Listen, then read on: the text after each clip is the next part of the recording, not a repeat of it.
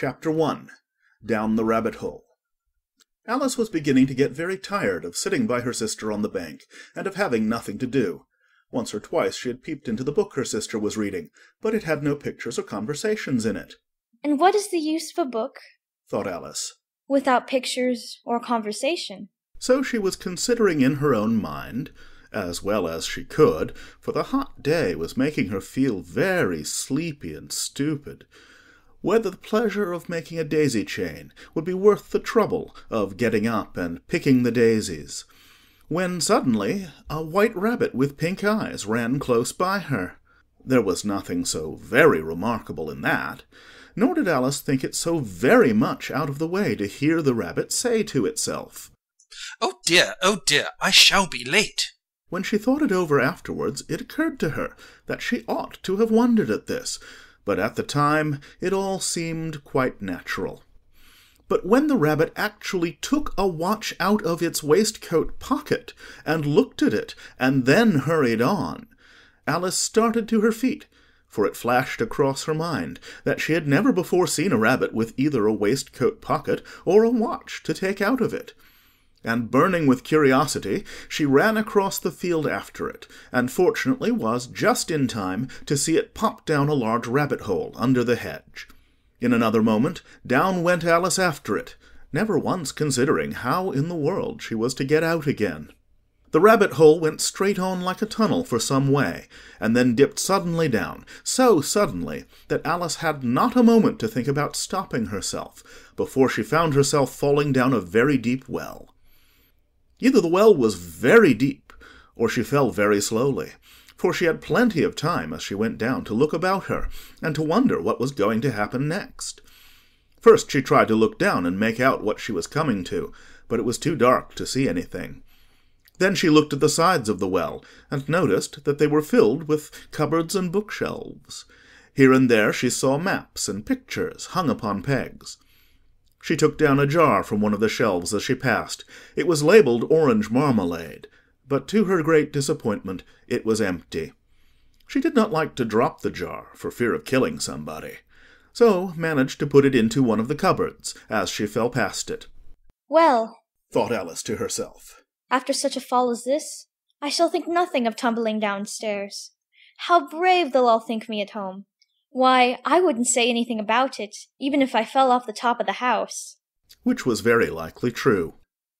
Down, down, down. Would the fall never come to an end? "I wonder how many miles I've fallen by this time," she said aloud. "I must be getting somewhere near the center of the earth.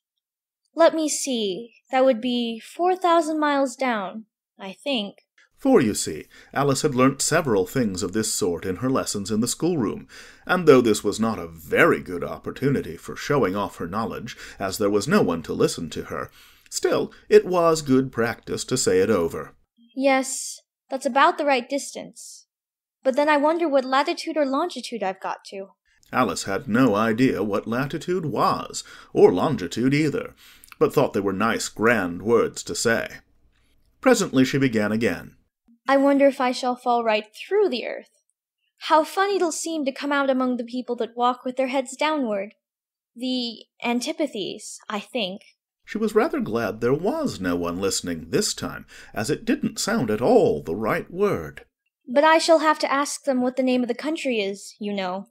Please, ma'am, is this New Zealand or Australia?" And she tried to curtsy as she spoke. Fancy curtsying as you're falling through the air. Do you think you could manage it? "And what an ignorant little girl she'll think me for asking.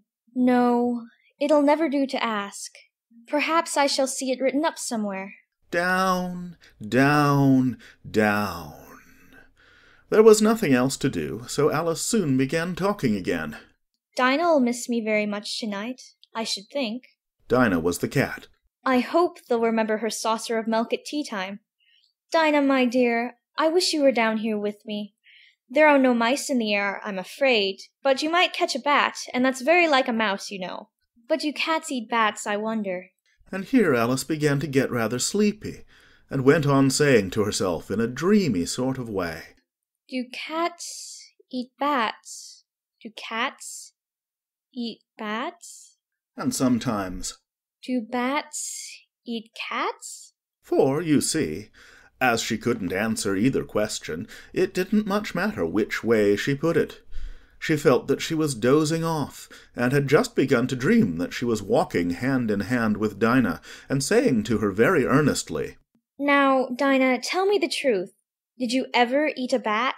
When suddenly thump, thump, down she came upon a heap of sticks and dry leaves, and the fall was over. Alice was not a bit hurt, and she jumped up onto her feet in a moment. She looked up, but it was all dark overhead. Before her was another long passage, and the White Rabbit was still in sight, hurrying down it. There was not a moment to be lost. Away went Alice like the wind, and was just in time to hear it say, as it turned a corner, Oh, my ears and whiskers! How late it's getting! She was close behind it when she turned the corner, but the rabbit was no longer to be seen. She found herself in a long, low hall, which was lit up by a row of lamps hanging from the roof.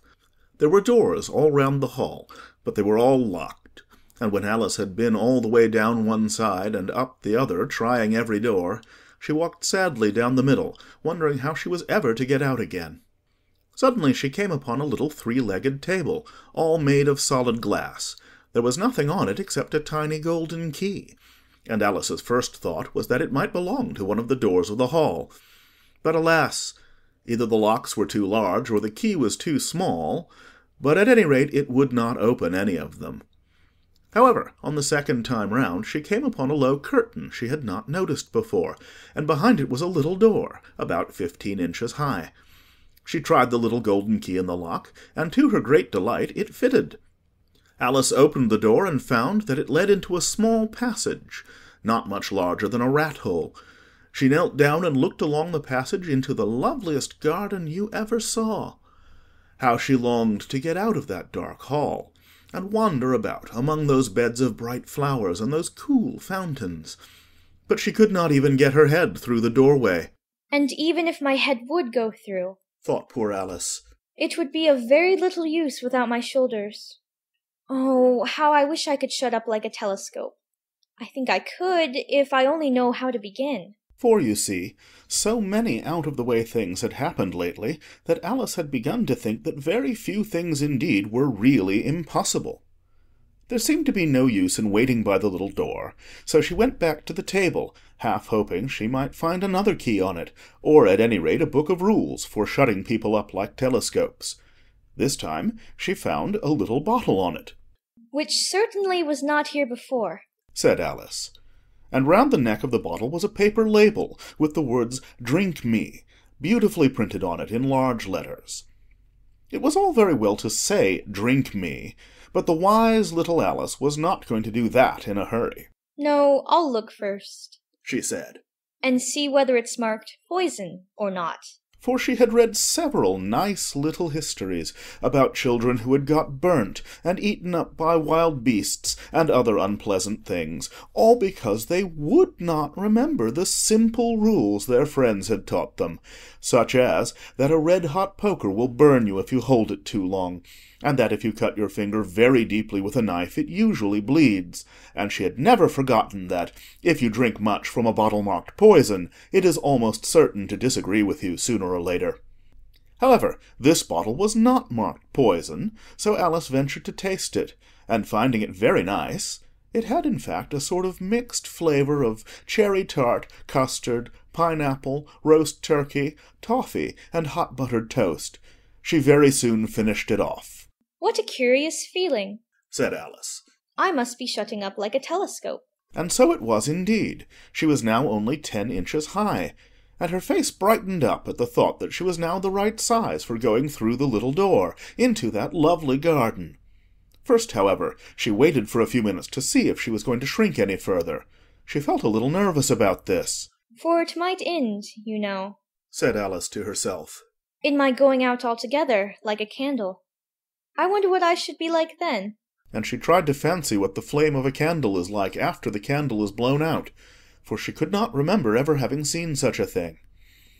After a while, finding that nothing more happened, she decided on going into the garden at once. But, alas for poor Alice!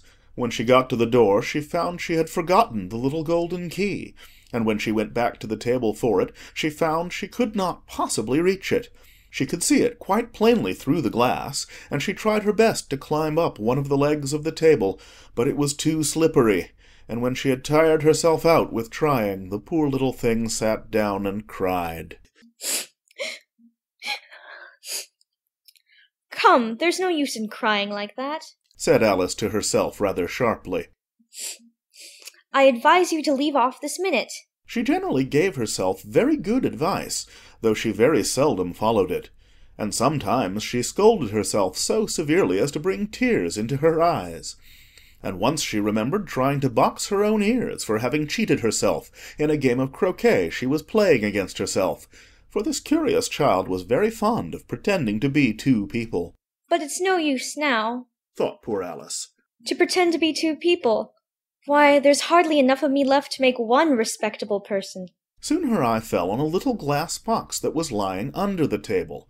She opened it, and found in it a very small cake, on which the words, "Eat me," were beautifully marked in currants. Well, I'll eat it, said Alice. And if it makes me grow larger, I can reach the key, and if it makes me grow smaller, I can creep under the door. So either way, I'll get into the garden, and I don't care which happens. She ate a little bit and said anxiously to herself, Which way? Which way? holding her hand on the top of her head to feel which way it was growing, and she was quite surprised to find that she remained the same size. To be sure, this generally happens when one eats cake, but Alice had got so much into the way of expecting nothing but out-of-the-way things to happen that it seemed quite dull and stupid for life to go on in the common way. So she set to work, and very soon finished off the cake. End of Chapter 1. Chapter 2. The Pool of Tears. Curiouser and curiouser, cried Alice. She was so much surprised that for the moment she quite forgot how to speak good English. Now I'm opening out like the largest telescope that ever was. Goodbye, feet. For when she looked down at her feet, they seemed to be almost out of sight, they were getting so far off. Oh, my poor little feet. I wonder who will put on your shoes and stockings for you now, dears. I'm sure I shan't be able. I shall be a great deal too far off to trouble myself about you. You must manage the best way you can. But I must be kind to them, thought Alice. Or perhaps they won't walk the way I want to go. Let me see. I'll give them a new pair of boots every Christmas. And she went on planning to herself how she would manage it. They must go by the carrier. And how funny it'll seem, sending presents to one's own feet. And how odd the directions will look. Alice's right foot, Esquire, hearthrug, near the fender, with Alice's love. Oh dear, what nonsense I'm talking. Just then her head struck against the roof of the hall. In fact, she was now more than 9 feet high, and she at once took up the little golden key and hurried off to the garden door. Poor Alice! It was as much as she could do, lying down on one side, to look through into the garden with one eye, but to get through was more hopeless than ever. She sat down and began to cry again. You ought to be ashamed of yourself, said Alice. A great girl like you. She might well say this. To go on crying in this way? Stop this moment, I tell you. But she went on all the same, shedding gallons of tears until there was a large pool all round her, about 4 inches deep and reaching half down the hall. After a time she heard a little pattering of feet in the distance, and she hastily dried her eyes to see what was coming. It was the White Rabbit returning, splendidly dressed, with a pair of white kid gloves in one hand and a large fan in the other. He came trotting along in a great hurry, muttering to himself as he came. Oh, the Duchess, the Duchess! Oh, won't she be savage if I keep her waiting? Alice felt so desperate that she was ready to ask help of anyone. So when the rabbit came near her, she began in a low, timid voice, If you please, sir. The rabbit started violently, dropped the white kid gloves and the fan, and scurried away into the darkness as hard as he could go. Alice took up the fan and gloves, and, as the hall was very hot, she kept fanning herself all the time she went on talking. Dear, dear, how queer everything is today. And yesterday things went on just as usual. I wonder if I've been changed in the night. Let me think. Was I the same when I got up this morning? I almost think I can remember feeling a little different. But if I'm not the same, the next question is, who in the world am I? Ah, that's the great puzzle. And she began thinking over all the children she knew that were of the same age as herself, to see if she could have been changed for any of them. I'm sure I'm not Ada, she said. For her hair goes in such long ringlets, and mine doesn't go in ringlets at all. And I'm sure I can't be Mabel, for I know all sorts of things, and she knows such a very little. Besides, she's she, and I'm I, and oh dear, how puzzling it all is. I'll try if I know all the things I used to know. Let me see, 4 times 5 is 12, and 4 times 6 is 13, and 4 times 7 is... Oh dear, I shall never get to 20 at that rate. However, the multiplication table doesn't signify. Let's try geography. London is the capital of Paris, and Paris is the capital of Rome, and Rome... No, that's all wrong, I'm certain. I must have been changed for Mabel. I'll try and say, how doth the little... And she crossed her hands on her lap, as if she were saying lessons, and began to repeat it, but her voice sounded hoarse and strange, and the words did not come the same as they used to do. How doth the little crocodile improve his shining tail, and pour the waters of the Nile on every golden scale? How cheerfully he seems to grin, how neatly spread his claws, and welcome little fishes in with gently smiling jaws. I'm sure those are not the right words, said poor Alice, and her eyes filled with tears again as she went on. I must be Mabel after all. I shall have to go and live in that poky little house, and have next to no toys to play with, and oh, ever so many lessons to learn. No, I've made up my mind about it. If I'm Mabel, I'll stay down here. It'll be no use their putting their heads down and saying, Come up again, dear. I shall only look up and say, Who am I then? Tell me that first, and then, if I like being that person, I'll come up. If not, I'll stay down here till I'm somebody else. But, oh dear. cried Alice with a sudden burst of tears. I do wish they would put their heads down. I am so very tired of being all alone here. As she said this, she looked down at her hands, and was surprised to see that she had put on one of the rabbit's little white kid gloves while she was talking.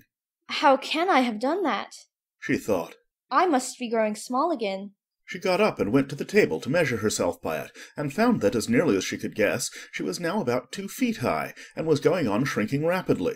She soon found out that the cause of this was the fan she was holding, and she dropped it hastily just in time to avoid shrinking away altogether. That was a narrow escape, said Alice, a good deal frightened at the sudden change, but very glad to find herself still in existence. And now for the garden. And she ran with all speed back to the little door, but alas, the little door was shut again, and the little golden key was lying on the glass table as before. And things are worse than ever, thought the poor child. For I never was so small as this before, never. And I declare it's too bad, that it is. As she said these words, her foot slipped, and in another moment, splash, she was up to her chin in salt water. Her first idea was that she had somehow fallen into the sea. And in that case, I can go back by railway, she said to herself. Alice had been to the seaside once in her life, and had come to the general conclusion that wherever you go to on the English coast, you find a number of bathing machines in the sea, some children digging in the sand with wooden spades, then a row of lodging-houses, and behind them a railway station.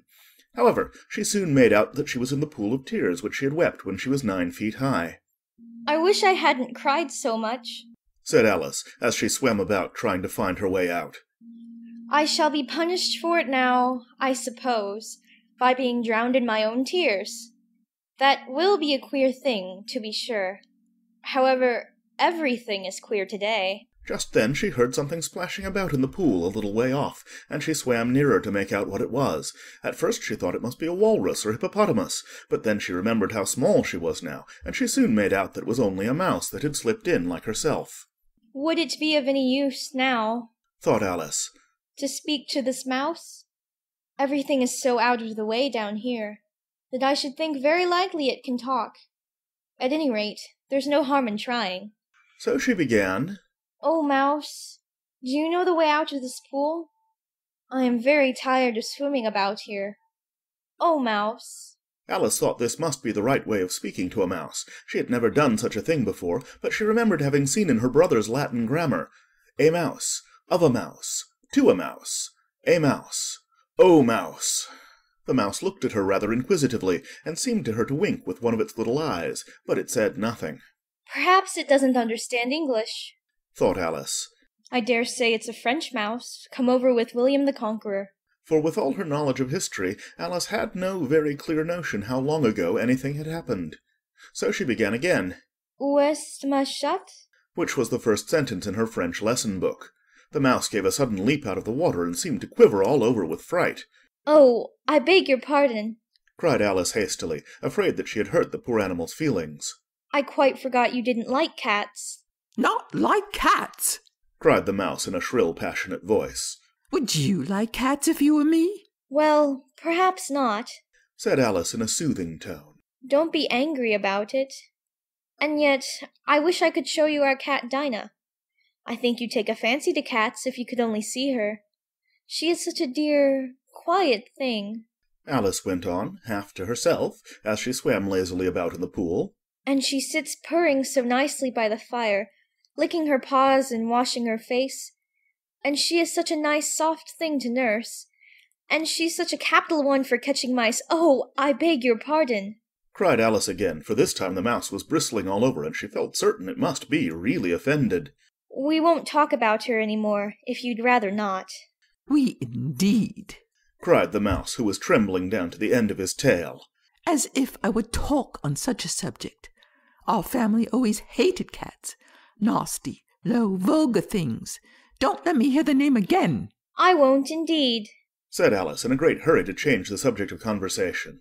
Are you fond of dogs? The mouse did not answer, so Alice went on eagerly. There is such a nice little dog near our house I should like to show you. A little bright-eyed terrier, you know, with, such long, curly brown hair.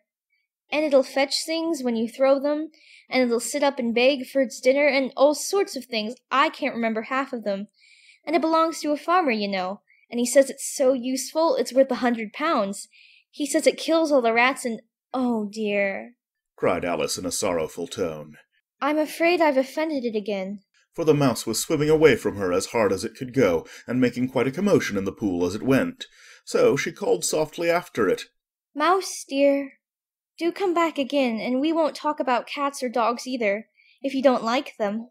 When the mouse heard this, it turned round and swam slowly back to her. Its face was quite pale, with passion, Alice thought, and it said in a low, trembling voice, Let us get to the shore, and then I'll tell you my history, and you'll understand why it is I hate cats and dogs. It was high time to go, for the pool was getting quite crowded with the birds and animals that had fallen into it. There were a duck and a dodo, a lory and an eaglet, and several other curious creatures. Alice led the way, and the whole party swam to the shore. End of Chapter 2. Chapter 3. A Caucus Race and a Long Tail. They were indeed a queer-looking party that assembled on the bank, the birds with draggled feathers, the animals with their fur clinging close to them, and all dripping wet, cross, and uncomfortable. The first question, of course, was how to get dry again. They had a consultation about this, and after a few minutes it seemed quite natural to Alice to find herself talking familiarly with them, as if she had known them all her life. Indeed, she had quite a long argument with the Lory, who at last turned sulky and would only say, I am older than you, and must know better. Ah! And this Alice would not allow without knowing how old it was, and, as the Lory positively refused to tell its age, there was no more to be said. At last the mouse, who seemed to be a person of authority among them, called out, Sit down, all of you, and listen to me. I'll soon make you dry enough. They all sat down at once in a large ring, with the mouse in the middle. Alice kept her eyes anxiously fixed on it, for she felt sure she would catch a bad cold if she did not get dry very soon. Ahem, said the mouse with an important air. Are you all ready? This is the driest thing I know. Silence all round, if you please. William the Conqueror, whose cause was favoured by the Pope, was soon submitted to by the English, who wanted leaders, and had been of late much accustomed to usurpation and conquest. Edward and Morcar, the Earls of Mercia and Northumbria. Ooh! said the Lory with a shiver. I beg your pardon, said the mouse, frowning, but very politely. Did you speak? Not I. Ah! said the Lory hastily. I thought you did, said the mouse. I proceed. Edwin and Morcar, the Earls of Mercia and Northumbria, declared for him, and even Stigand, the patriotic Archbishop of Canterbury, found it advisable. Found what? Said the duck. Found it, the mouse replied rather crossly. Of course you know what it means. I know what it means well enough when I find a thing, said the duck. It's generally a frog or a worm. The question is, what did the Archbishop find? The mouse did not notice this question, but hurriedly went on. Found it advisable to go with Edgar Atheling to meet William and offer him the crown. William's conduct at first was moderate, but the insolence of his Normans. How are you getting on now, my dear? It continued, turning to Alice as it spoke. As wet as ever, said Alice in a melancholy tone. It doesn't seem to dry me at all. In that case, said the Dodo solemnly, rising to its feet, I move that the meeting adjourn for the immediate adoption of more energetic remedies. Speak English, said the Eaglet. I don't know the meaning of half those long words. And, what's more, I don't believe you do either. And the Eaglet bent down its head to hide a smile. Some of the other birds tittered audibly. What I was going to say, said the Dodo in an offended tone, was that the best thing to get us dry would be a caucus race. What is a caucus race? said Alice. Not that she wanted much to know, but the Dodo had paused as if it thought that somebody ought to speak, and no one else seemed inclined to say anything. Why, said the Dodo, the best way to explain it is to do it. And, as you might like to try the thing yourself some winter day, I will tell you how the Dodo managed it. First it marked out a race course in a sort of circle. The exact shape doesn't matter, it said, and then all the party were placed along the course here and there. There was no 1, 2, 3, and away, but they began running when they liked, and left off when they liked, so that it was not easy to know when the race was over. However, when they had been running half an hour or so, and were quite dry again, the Dodo suddenly called out, The race is over. And they all crowded round it, panting and asking, But who has won? This question the Dodo could not answer without a great deal of thought, and it sat for a long time with one finger pressed upon its forehead, the position in which you usually see Shakespeare in the pictures of him, while the rest waited in silence. At last the Dodo said, Everybody has won, and all must have prizes. But who is to give the prizes? Quite a chorus of voices asked. Why, she, of course, said the Dodo, pointing to Alice with one finger, and the whole party at once crowded round her, calling out in a confused way, Prizes! Alice had no idea what to do, and in despair she put her hand in her pocket, and pulled out a box of comfits. Luckily the salt water had not got into it, and handed them round as prizes. There was exactly one apiece all round. But she must have a prize herself, you know, said the mouse. Of course. The Dodo replied very gravely. What else have you got in your pocket? He went on, turning to Alice. Only a thimble, said Alice sadly. Hand it over here, said the Dodo. Then they all crowded round her once more, while the Dodo solemnly presented the thimble, saying, We beg your acceptance of this elegant thimble. And when it had finished this short speech, they all cheered. Alice thought the whole thing very absurd, but they all looked so grave that she did not dare to laugh, and as she could not think of anything to say, she simply bowed and took the thimble, looking as solemn as she could. The next thing was to eat the comfits. This caused some noise and confusion, as the large birds complained that they could not taste theirs, and the small ones choked and had to be patted on the back. However, it was over at last, and they sat down again in a ring and begged the mouse to tell them something more. You promised to tell me your history, you know, said Alice. And why it is you hate C&D. She added in a whisper, half afraid that it would be offended again. Mine is a long and sad tale, said the mouse, turning to Alice and sighing. It is a long tale, certainly, said Alice, looking down with wonder at the mouse's tail. But why do you call it sad? And she kept on puzzling about it while the mouse was speaking, so that her idea of the tale was something like this. Fury said to a mouse that he met in the house, Let us both go to law. I will prosecute you. Come, I'll take no denial. We must have a trial, for really this morning I've nothing to do. Said the mouse to the cur, Such a trial, dear sir, with no jury or judge, would be wasting our breath. I'll be judge, I'll be jury, said cunning old Fury. I'll try the whole cause and condemn you to death. You are not attending, said the mouse to Alice severely. What are you thinking of? I beg your pardon, said Alice very humbly. You had got to the 5th bend, I think. I had not, cried the mouse sharply and very angrily. A knot? said Alice, always ready to make herself useful and looking anxiously about her. Oh, do let me help to undo it. I shall do nothing of the sort, said the mouse, getting up and walking away. You insult me by talking such nonsense. I didn't mean it, pleaded poor Alice. But you're so easily offended, you know. The mouse only growled in reply. Oh. Please, come back and finish your story. Alice called after it, and the others all joined in chorus. Yes, please do. But the mouse only shook its head impatiently and walked a little quicker. What a pity it wouldn't stay. Sighed the Lory as soon as it was quite out of sight, and an old crab took the opportunity of saying to her daughter, Ah, my dear, let this be a lesson to you, never to lose your temper. Hold your tongue, Ma, said the young crab a little snappishly. You're enough to try the patience of an oyster.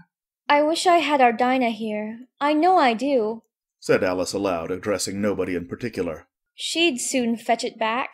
And who is Dinah, if I might venture to ask the question? Rah! said the Lory. Alice replied eagerly, for she was always ready to talk about her pet. Dinah's our cat, and she's such a capital one for catching mice you can't think. And, oh, I wish you could see her after the birds. Why, she'll eat a little bird as soon as look at it. This speech caused a remarkable sensation among the party. Some of the birds hurried off at once. One old magpie began wrapping itself up very carefully, remarking, I really must be getting home. The night air doesn't suit my throat. And a canary called out in a trembling voice to its children, Come away, my dears. It's high time you were all in bed. On various pretexts they all moved off, and Alice was soon left alone. I wish I hadn't mentioned Dinah, she said to herself in a melancholy tone. Nobody seems to like her, down here, and I'm sure she's the best cat in the world. Oh, my dear Dinah, I wonder if I shall ever see you any more. And here poor Alice began to cry again, for she felt very lonely and low-spirited. In a little while, however, she heard again a little pattering of footsteps in the distance, and she looked up eagerly, half hoping that the mouse had changed his mind, and was coming back to finish his story. End of Chapter 3.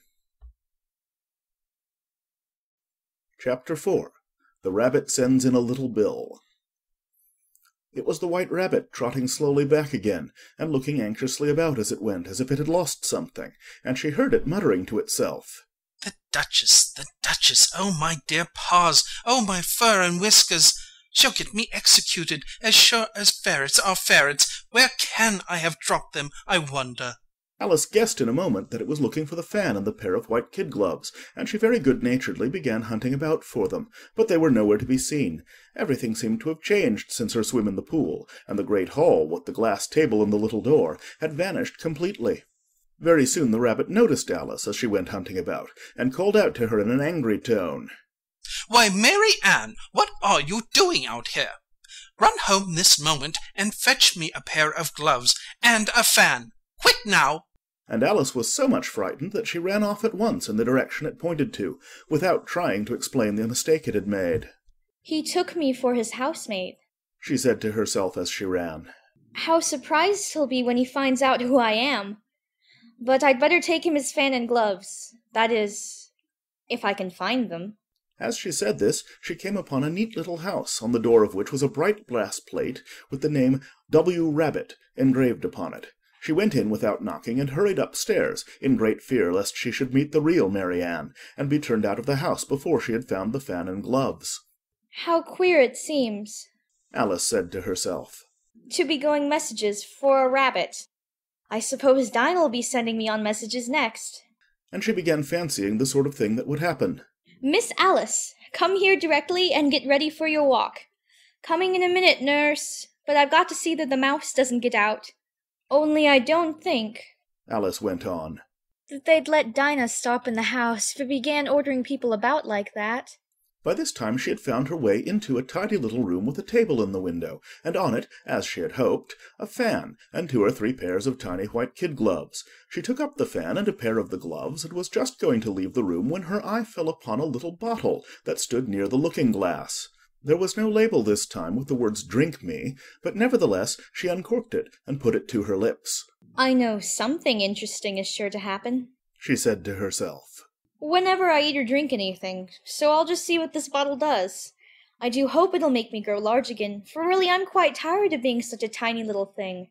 It did so indeed, and much sooner than she had expected. Before she had drunk half the bottle, she found her head pressing against the ceiling, and had to stoop to save her neck from being broken. She hastily put down the bottle, saying to herself, That's quite enough. I hope I shan't grow any more. As it is, I can't get out at the door. I do wish I hadn't drunk quite so much. Alas, it was too late to wish that. She went on growing, and very soon had to kneel down on the floor. In another minute there was not even room for this, and she tried the effect of lying down with one elbow against the door and the other arm curled round her head. Still she went on growing, and as a last resource she put one arm out of the window and one foot up the chimney, and said to herself, Now I can do no more, whatever happens.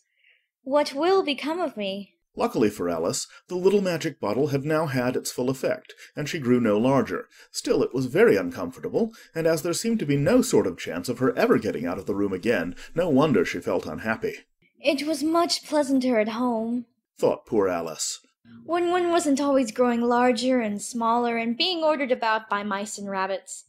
I almost wish I hadn't gone down that rabbit hole, and yet it's rather curious, you know, this sort of life. I do wonder what can have happened to me. When I used to read fairy tales, I fancied that kind of thing never happened, and now here I am in the middle of one. There ought to be a book written about me, that there ought, and when I grow up, I'll write one. But I'm grown up now, she added in a sorrowful tone. At least there's no room to grow up any more here. But then, thought Alice, shall I never get any older than I am now? That'll be a comfort one way, never to be an old woman. But then, always to have lessons to learn. Oh, I shouldn't like that. Oh, you foolish Alice, she answered herself. How can you learn lessons in here? Why, there's hardly room for you, and no room at all for any lesson books. And so she went on, taking first one side and then the other, and making quite a conversation of it altogether. But after a few minutes she heard a voice outside, and stopped to listen. Mary Ann, Mary Ann, said the voice. Fetch me my gloves this moment. Then came a little pattering of feet on the stairs. Alice knew it was the rabbit coming to look for her, and she trembled till she shook the house, quite forgetting that she was now about 1,000 times as large as the rabbit, and had no reason to be afraid of it. Presently the rabbit came up to the door and tried to open it, but as the door opened inwards and Alice's elbow was pressed hard against it, that attempt proved a failure. Alice heard it say to itself, Then I'll go around and get in at the window. That you won't, thought Alice, and after waiting till she fancied she heard the rabbit just under the window, she suddenly spread out her hand and made a snatch in the air. She did not get hold of anything, but she heard a little shriek and a fall and a crash of broken glass, from which she concluded that it was just possible it had fallen into a cucumber frame or something of the sort. Next came an angry voice, the rabbit's. Pat, Pat, where are you? And then a voice she had never heard before. Sure then I'm here, digging for apples, your honour. Digging for apples, indeed, said the rabbit angrily. Here, come and help me out of this. Sounds of more broken glass. Now tell me, Pat, what's that in the window? Sure, it's an arm, your honour. He pronounced it arum. An arm, you goose? Who ever saw one that size? Why, it fills the whole window. Sure it does, your honour, but it's an arm for all that. Well, it's got no business there, at any rate. Go and take it away. There was a long silence after this, and Alice could only hear whispers now and then, such as, Sure, I don't like it, your honour, at all, at all. Do as I tell you, you coward. And at last she spread out her hand again and made another snatch in the air. This time there were 2 little shrieks and more sounds of broken glass.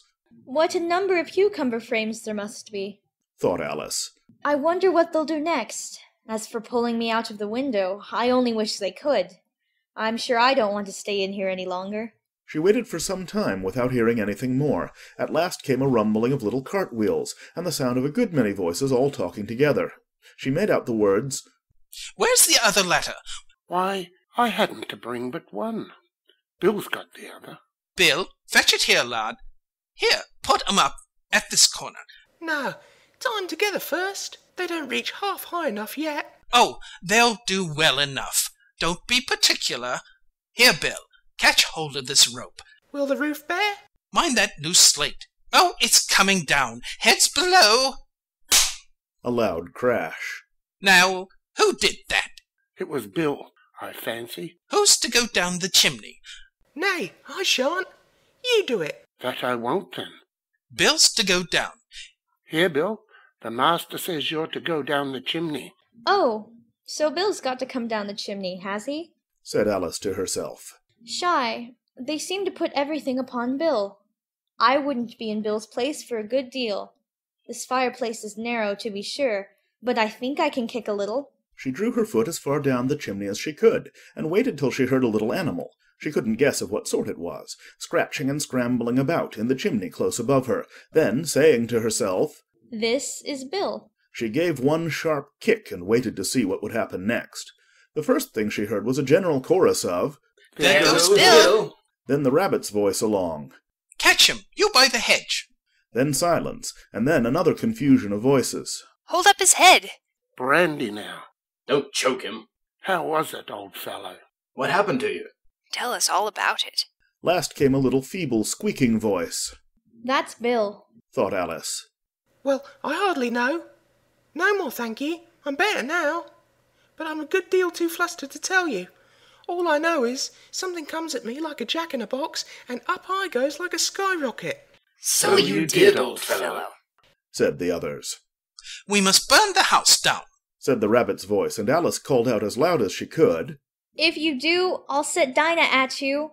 There was a dead silence instantly, and Alice thought to herself, I wonder what they will do next. If they had any sense, they'd take the roof off.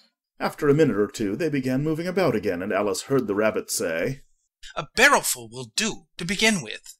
A barrow full of what?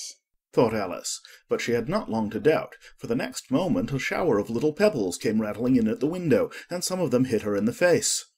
I'll put a stop to this, she said to herself, and shouted out, You better not do that again, which produced another dead silence. Alice noticed with some surprise that the pebbles were all turning into little cakes as they lay on the floor, and a bright idea came into her head.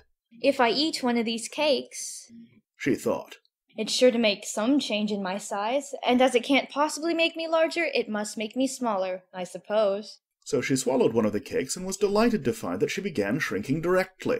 As soon as she was small enough to get through the door, she ran out of the house, and found quite a crowd of little animals and birds waiting outside. The poor little lizard, Bill, was in the middle, being held up by 2 guinea pigs, who were giving it something out of a bottle. They all made a rush at Alice the moment she appeared, but she ran off as hard as she could, and soon found herself safe in a thick wood. The first thing I've got to do, said Alice to herself as she wandered about in the wood, is to grow to my right size again, and the second thing is to find my way into that lovely garden. I think that will be the best plan. It sounded an excellent plan, no doubt, and very neatly and simply arranged. The only difficulty was that she had not the smallest idea how to set about it, and while she was peering about anxiously among the trees, a little sharp bark just over her head made her look up in a great hurry. An enormous puppy was looking down at her with large round eyes, and feebly stretching out one paw trying to touch her. Poor little thing, said Alice in a coaxing tone, and she tried hard to whistle to it, but she was terribly frightened all the time at the thought that it might be hungry, in which case it would be very likely to eat her up in spite of all her coaxing. Hardly knowing what she did, she picked up a little bit of stick and held it out to the puppy, whereupon the puppy jumped into the air off all its feet at once with a yelp of delight, and rushed at the stick and made believe to worry it. Then Alice dodged behind a great thistle to keep herself from being run over, and the moment she appeared on the other side, the puppy made another rush at the stick and tumbled head over heels in its hurry to get hold of it. Then Alice, thinking it was very like having a game of play with a cart-horse, and expecting every moment to be trampled under its feet, ran round the thistle again. Then the puppy began a series of short charges at the stick, running a very little way forwards each time and a long way back, and barking hoarsely all the while, till at last it sat down a good way off panting, with its tongue hanging out of its mouth and its great eyes half shut. This seemed to Alice a good opportunity for making her escape, so she set off at once and ran till she was quite tired and out of breath, and till the puppy's bark sounded quite faint in the distance. And yet what a dear little puppy it was, said Alice, as she leant against a buttercup to rest herself and fanned herself with one of the leaves. I should have liked teaching it tricks very much, if I'd only been the right size to do it. Oh dear, I'd nearly forgotten that I've got to grow up again. Let me see. How is it to be managed? I suppose I ought to eat or drink something or other, but the great question is, what? The great question certainly was, what? Alice looked all round her at the flowers and the blades of grass, but she did not see anything that looked like the right thing to eat or drink under the circumstances. There was a large mushroom growing near her, about the same height as herself, and when she had looked under it, and on both sides of it, and behind it, it occurred to her that she might as well look and see what was on the top of it. She stretched herself up on tiptoe and peeped over the edge of the mushroom, and her eyes immediately met those of a large caterpillar that was sitting on the top with its arms folded, quietly smoking a long hookah, and taking not the smallest notice of her or of anything else. End of Chapter 4. Chapter 5. Advice from a Caterpillar. The caterpillar and Alice looked at each other for some time in silence. At last the caterpillar took the hookah out of its mouth and addressed her in a languid, sleepy voice. "Who are you?" said the caterpillar. This was not an encouraging opening for a conversation. Alice replied rather shyly. I hardly know, sir, just at present. At least I know who I was when I got up this morning, but I think I must have been changed several times since then. "What do you mean by that?" said the caterpillar sternly. "Explain yourself." I can't explain myself, I'm afraid, sir. said Alice. Because I'm not myself, you see. "I don't see," said the caterpillar. I'm afraid I can't put it more clearly. Alice replied very politely.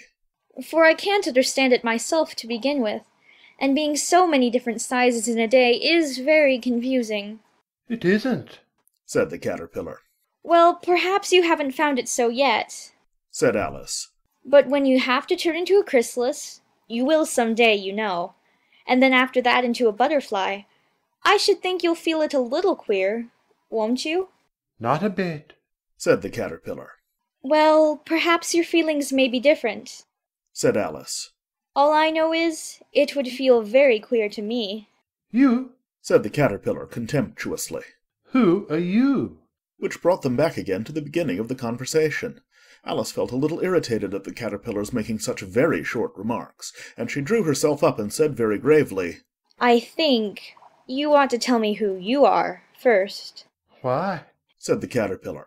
Here was another puzzling question, and as Alice could not think of any good reason, and as the caterpillar seemed to be in a very unpleasant state of mind, she turned away. "Come back," the caterpillar called after her. "I've something important to say." This sounded promising, certainly. Alice turned and came back again. "Keep your temper," said the caterpillar. Is that all? said Alice, swallowing down her anger as well as she could. "No," said the caterpillar. Alice thought she might as well wait, as she had nothing else to do, and perhaps after all it might tell her something worth hearing. For some minutes it puffed away without speaking, but at last it unfolded its arms, took the hookah out of its mouth again, and said, "So you think you're changed, do you?" I'm afraid I am, sir, said Alice. I can't remember things as I used, and I don't keep the same size for 10 minutes together. "Can't remember what things?" said the caterpillar. Well, I've tried to say, how doth the little busy bee, but it all came different. Alice replied in a very melancholy voice. "Repeat. You are old, Father William," said the caterpillar. Alice folded her hands and began. You are old, Father William, the young man said, and your hair has become very white, and yet you incessantly stand on your head. Do you think, at your age, it is right? In my youth, Father William replied to his son, I feared it might injure the brain, but now that I'm perfectly sure I have none, why, I do it again and again. You are old, said the youth, as I mentioned before, and have grown most uncommonly fat. Yet you turned a back somersault in at the door. Pray, what is the reason of that? In my youth, said the sage, as he shook his grey locks, I kept all my limbs very supple. By the use of this ointment, 1 shilling the box. Allow me to sell you a couple? You are old, said the youth, and your jaws are too weak for anything tougher than suet. Yet you finished the goose with the bones in the beak. Pray, how did you manage to do it? In my youth, said his father, I took to the law, and argued each case with my wife, and the muscular strength which it gave to my jaw has lasted the rest of my life. You are old, said the youth, one would hardly suppose that your eye was as steady as ever, yet you balanced an eel on the end of your nose. What made you so awfully clever? I have answered 3 questions, and that is enough, said his father. Don't give yourself airs. Do you think I can listen all day to such stuff? Be off, or I'll kick you downstairs. That is not said right, said the Caterpillar. Not quite right, I'm afraid, said Alice timidly. Some of the words have got altered. It's wrong from beginning to end, said the Caterpillar decidedly, and there was silence for some minutes. The Caterpillar was the first to speak. What size do you want to be? It asked. Oh, I'm not particular as to size, Alice hastily replied.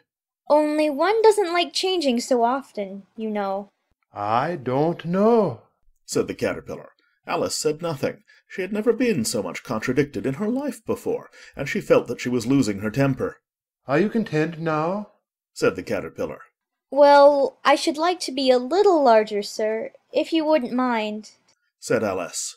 3 inches is such a wretched height to be.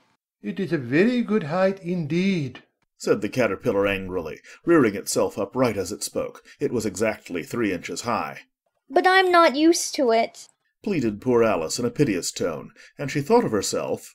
I wish the creatures wouldn't be so easily offended. You'll get used to it in time, said the Caterpillar, and it put the hookah into its mouth and began smoking again. This time Alice waited patiently until it chose to speak again. In a minute or 2 the Caterpillar took the hookah out of its mouth and yawned once or twice and shook itself. Then it got down off the mushroom and crawled away in the grass, merely remarking as it went, One side will make you grow taller, and the other side will make you grow shorter. One side of what? The other side of what? thought Alice to herself. Of the mushroom, said the Caterpillar, just as if she had asked it aloud, and in another moment it was out of sight. Alice remained looking thoughtfully at the mushroom for a minute, trying to make out which were the 2 sides of it, and as it was perfectly round, she found this a very difficult question. However, at last she stretched her arms round it as far as they would go, and broke off a bit of the edge with each hand. And now, which is which? she said to herself, and nibbled a little of the right-hand bit to try the effect. The next moment she felt a violent blow underneath her chin. It had struck her foot. She was a good deal frightened by this very sudden change, but she felt that there was no time to be lost, as she was shrinking rapidly, so she set to work at once to eat some of the other bit. Her chin was pressed so closely against her foot that there was hardly room to open her mouth, but she did it at last, and managed to swallow a morsel of the left-hand bit. Come, my head's free at last, said Alice in a tone of delight, which changed into alarm in another moment when she found that her shoulders were nowhere to be found. All she could see when she looked down was an immense length of neck, which seemed to rise like a stalk out of a sea of green leaves that lay far below her. What can all that green stuff be? said Alice. And where have my shoulders got to? And oh, my poor hands, how is it I can't see you? She was moving them about as she spoke, but no result seemed to follow except a little shaking among the distant green leaves. As there seemed to be no chance of getting her hands up to her head, she tried to get her head down to them, and was delighted to find that her neck would bend about easily in any direction, like a serpent. She had just succeeded in curving it down into a graceful zigzag, and was going to dive in among the leaves, which she found to be nothing but the tops of the trees under which she had been wandering, when a sharp hiss made her draw back in a hurry. A large pigeon had flown into her face, and was beating her violently with its wings. "Serpent!" screamed the pigeon. I'm not a serpent, said Alice indignantly. Let me alone. "Serpent, I say again," repeated the pigeon, but in a more subdued tone, and added with a kind of sob, "I've tried every way, and nothing seems to suit them." I haven't the least idea what you're talking about, said Alice. "I've tried the roots of trees, and I've tried banks, and I've tried hedges." The pigeon went on without attending to her. But those serpents, there's no pleasing them. Alice was more and more puzzled, but she thought there was no use in saying anything more till the pigeon had finished. As if it wasn't trouble enough hatching the eggs, said the pigeon. But I must be on the lookout for serpents night and day. Why, I haven't had a wink of sleep these 3 weeks. I'm very sorry you've been annoyed, said Alice, who was beginning to see its meaning.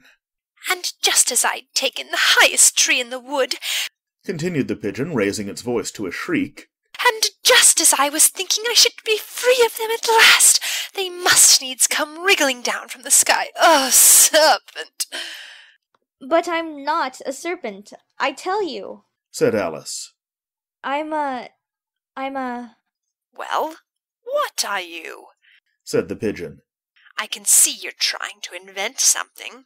I'm a little girl, said Alice, rather doubtfully, as she remembered the number of changes she had gone through that day. A likely story indeed, said the pigeon in a tone of the deepest contempt. I've seen a good many little girls in my time, but never one with such a neck as that. No, no, you're a serpent, and there's no use denying it. I suppose you'll be telling me next that you never tasted an egg. I have tasted eggs, certainly, said Alice, who was a very truthful child. But little girls eat eggs quite as much as serpents do, you know. I don't believe it, said the pigeon. But if they do, why, then they're a kind of serpent, that's all I can say. This was such a new idea to Alice that she was quite silent for a minute or two, which gave the pigeon the opportunity of adding, You're looking for eggs, I know that well enough. And what does it matter to me whether you're a little girl or a serpent? It matters a good deal to me, said Alice hastily. But I'm not looking for eggs as it happens, and if I was, I shouldn't want yours. I don't like them raw. Well, be off then, said the pigeon in a sulky tone, as it settled down again into its nest. Alice crouched down among the trees as well as she could, for her neck kept getting entangled among the branches, and every now and then she had to stop and untwist it.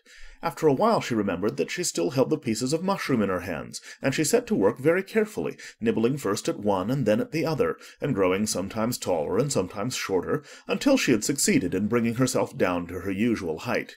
It was so long since she had been anything near the right size that it felt quite strange at first, but she got used to it in a few minutes and began talking to herself as usual. Come, there's half my plan done now. How puzzling all these changes are. I'm never sure what I'm going to be from one minute to another. However, I've got back to my right size. The next thing is to get into that beautiful garden. How is that to be done, I wonder? As she said this, she came suddenly upon an open place with a little house in it about 4 feet high. Whoever lives there, thought Alice. It'll never do to come upon them this size. Why, I should frighten them out of their wits. So she began nibbling at the right-hand bit again, and did not venture to go near the house till she had brought herself down to 9 inches high. End of Chapter 5. Chapter 6. Pig and Pepper. For a minute or two she stood looking at the house and wondering what to do next, when suddenly a footman in livery came running out of the wood.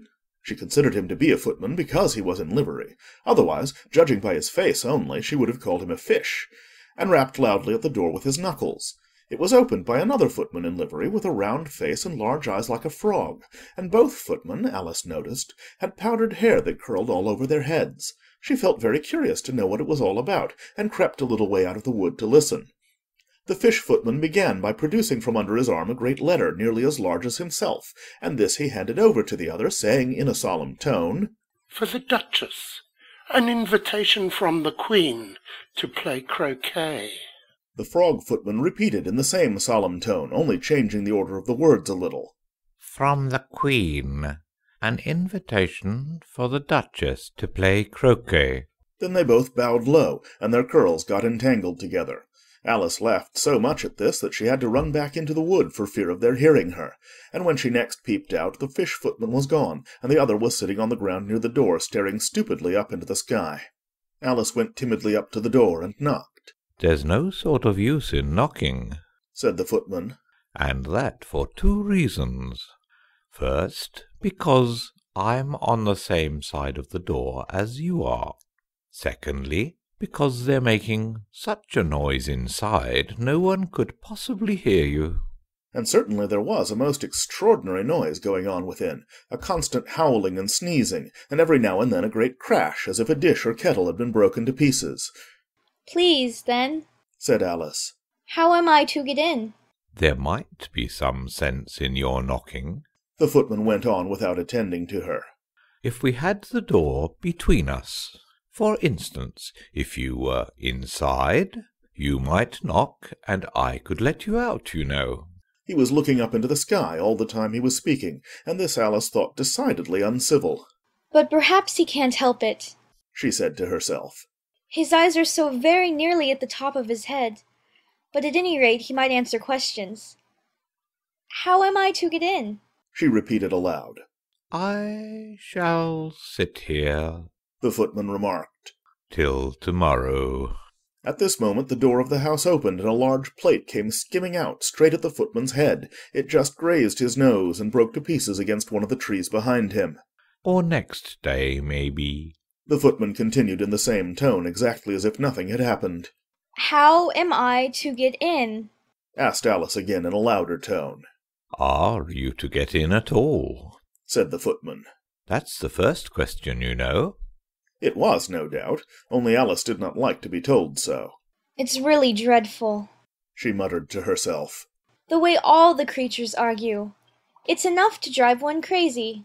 The footman seemed to think this a good opportunity for repeating his remark with variations.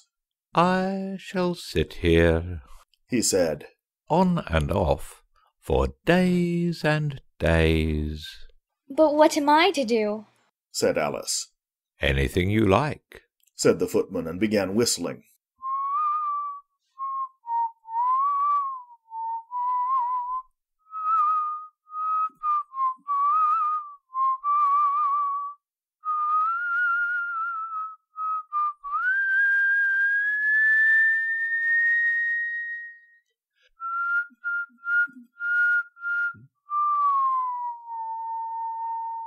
Oh, there's no use in talking to him, said Alice desperately. He's perfectly idiotic. And she opened the door and went in.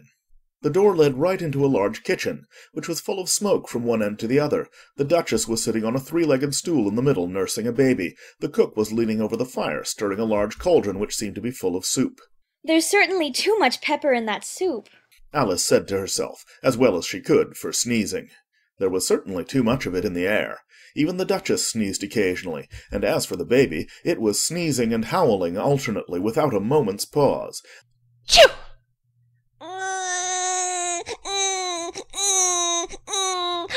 Chew! Chew! The only things in the kitchen that did not sneeze were the cook and a large cat which was sitting on the hearth and grinning from ear to ear. Please, would you tell me, said Alice, a little timidly, for she was not quite sure whether it was good manners for her to speak first, why your cat grins like that? Phew! It's a Cheshire cat, said the Duchess. And that's why. Pig! She said the last word with such sudden violence that Alice quite jumped. But she saw in another moment that it was addressed to the baby and not to her, so she took courage and went on again. I didn't know that Cheshire cats always grinned. In fact, I didn't know that cats could grin. Phew! They all can, said the Duchess. And most of 'em do. Phew! I don't know of any that do, Alice said very politely, feeling quite pleased to have got into a conversation. You don't know much, said the Duchess. And that's a fact. Phew! Alice did not at all like the tone of this remark, and thought it would be as well to introduce some other subject of conversation. While she was trying to fix on one, the cook took the cauldron of soup off the fire, and at once set to work throwing everything within her reach at the Duchess and the baby. The fire-irons came first, then followed a shower of saucepans, plates, and dishes. The Duchess took no notice of them even when they hit her, and the baby was howling so much already that it was quite impossible to say whether the blows hurt it or not. Oh, please mind what you're doing, cried Alice, jumping up and down in an agony of terror. Oh, there goes his precious nose. as an unusually large saucepan flew close by it and very nearly carried it off. If everybody minded their own business, The Duchess said in a hoarse growl. the world would go round a deal faster than it does. Which would not be an advantage, Said Alice, who felt very glad to get an opportunity of showing off a little of her knowledge. Just think of what work it would make with the day and night. You see, the Earth takes 24 hours to turn round on its axis. Talking of axes, Said the Duchess. chop off her head. Phew! Alice glanced rather anxiously at the cook to see if she meant to take the hint, but the cook was busily stirring the soup and seemed not to be listening, so she went on again. 24 hours, I think. Or is it 12? Oh, don't bother me. Said the Duchess. I never could abide figures. And with that she began nursing her child again, singing a sort of lullaby to it as she did so, and giving it a violent shake at the end of every line. Phew! Speak roughly to your little boy and beat him when he sneezes. He only does it to annoy because he knows it teases. Wow, wow, wow. Wow. While the Duchess sang the second verse of the song, she kept tossing the baby violently up and down, and the poor little thing howled so that Alice could hardly hear the words.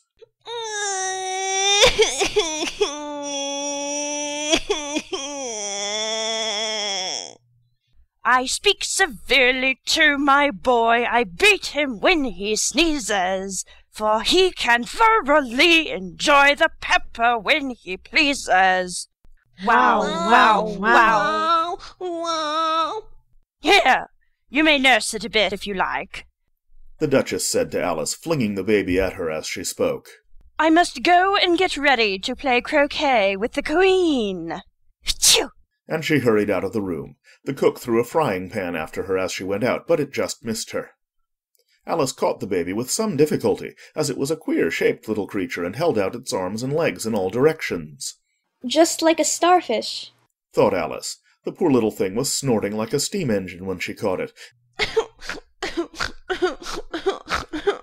and kept doubling itself up and straightening itself out again, so that altogether, for the first minute or two, it was as much as she could do to hold it.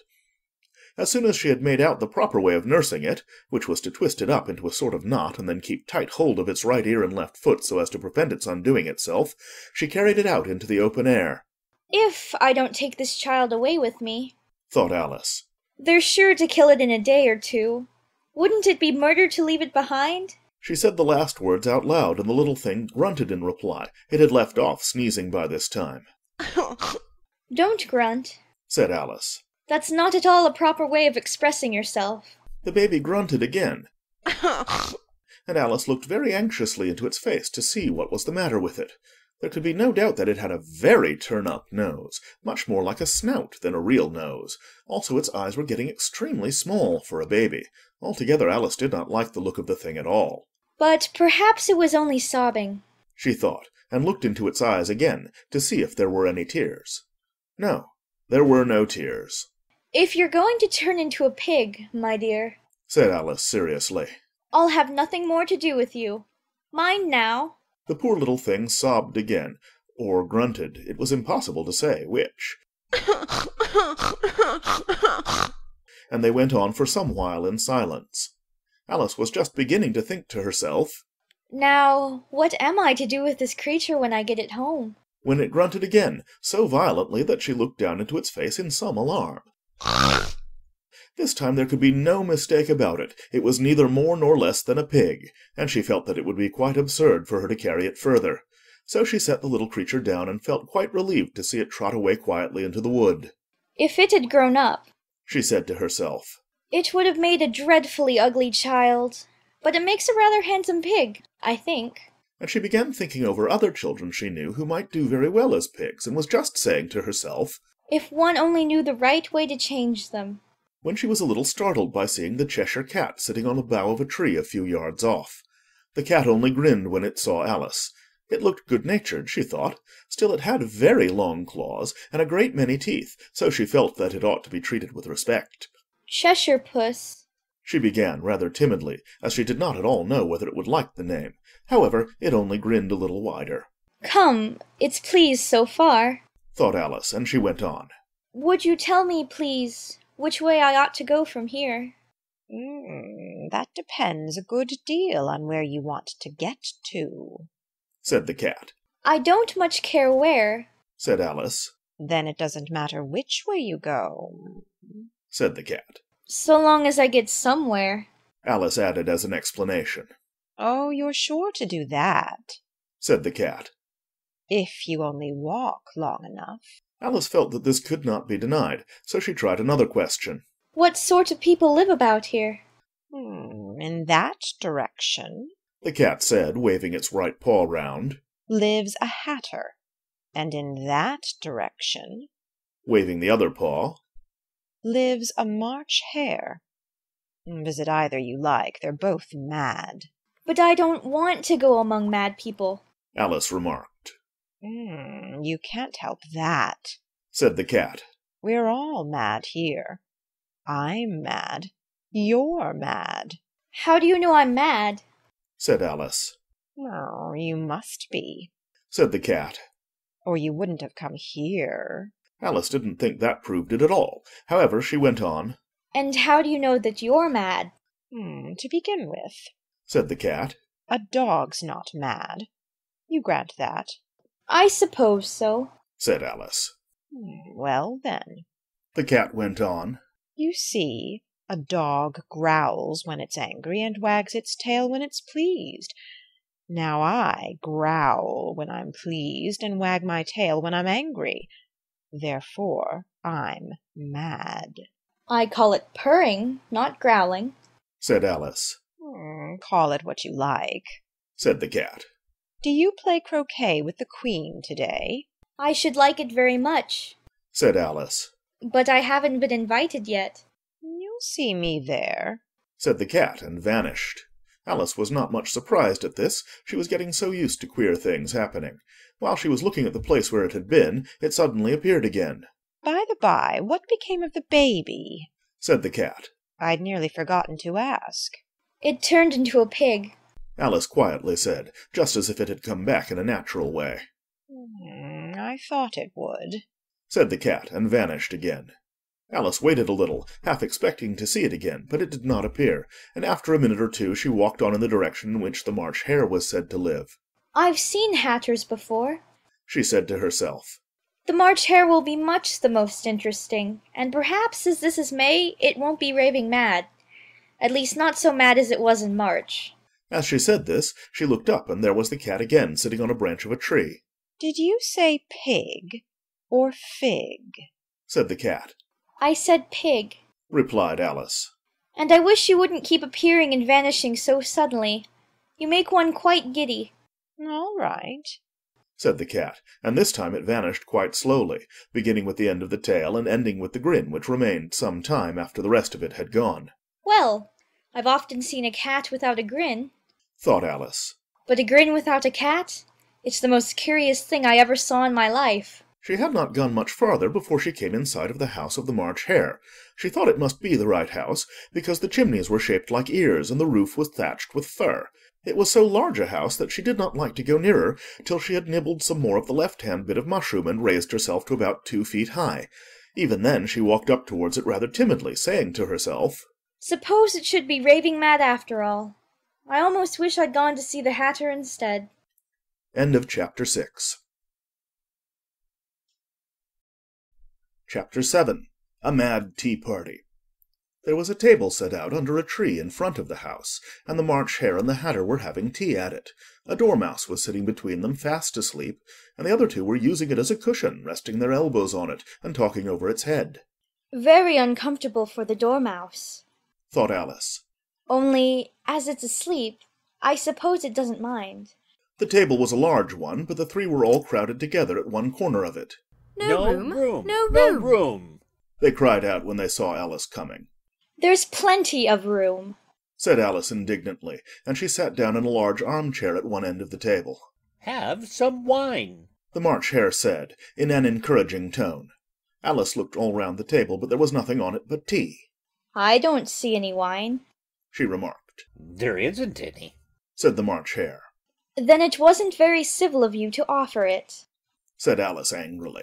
It wasn't very civil of you to sit down without being invited, said the March Hare.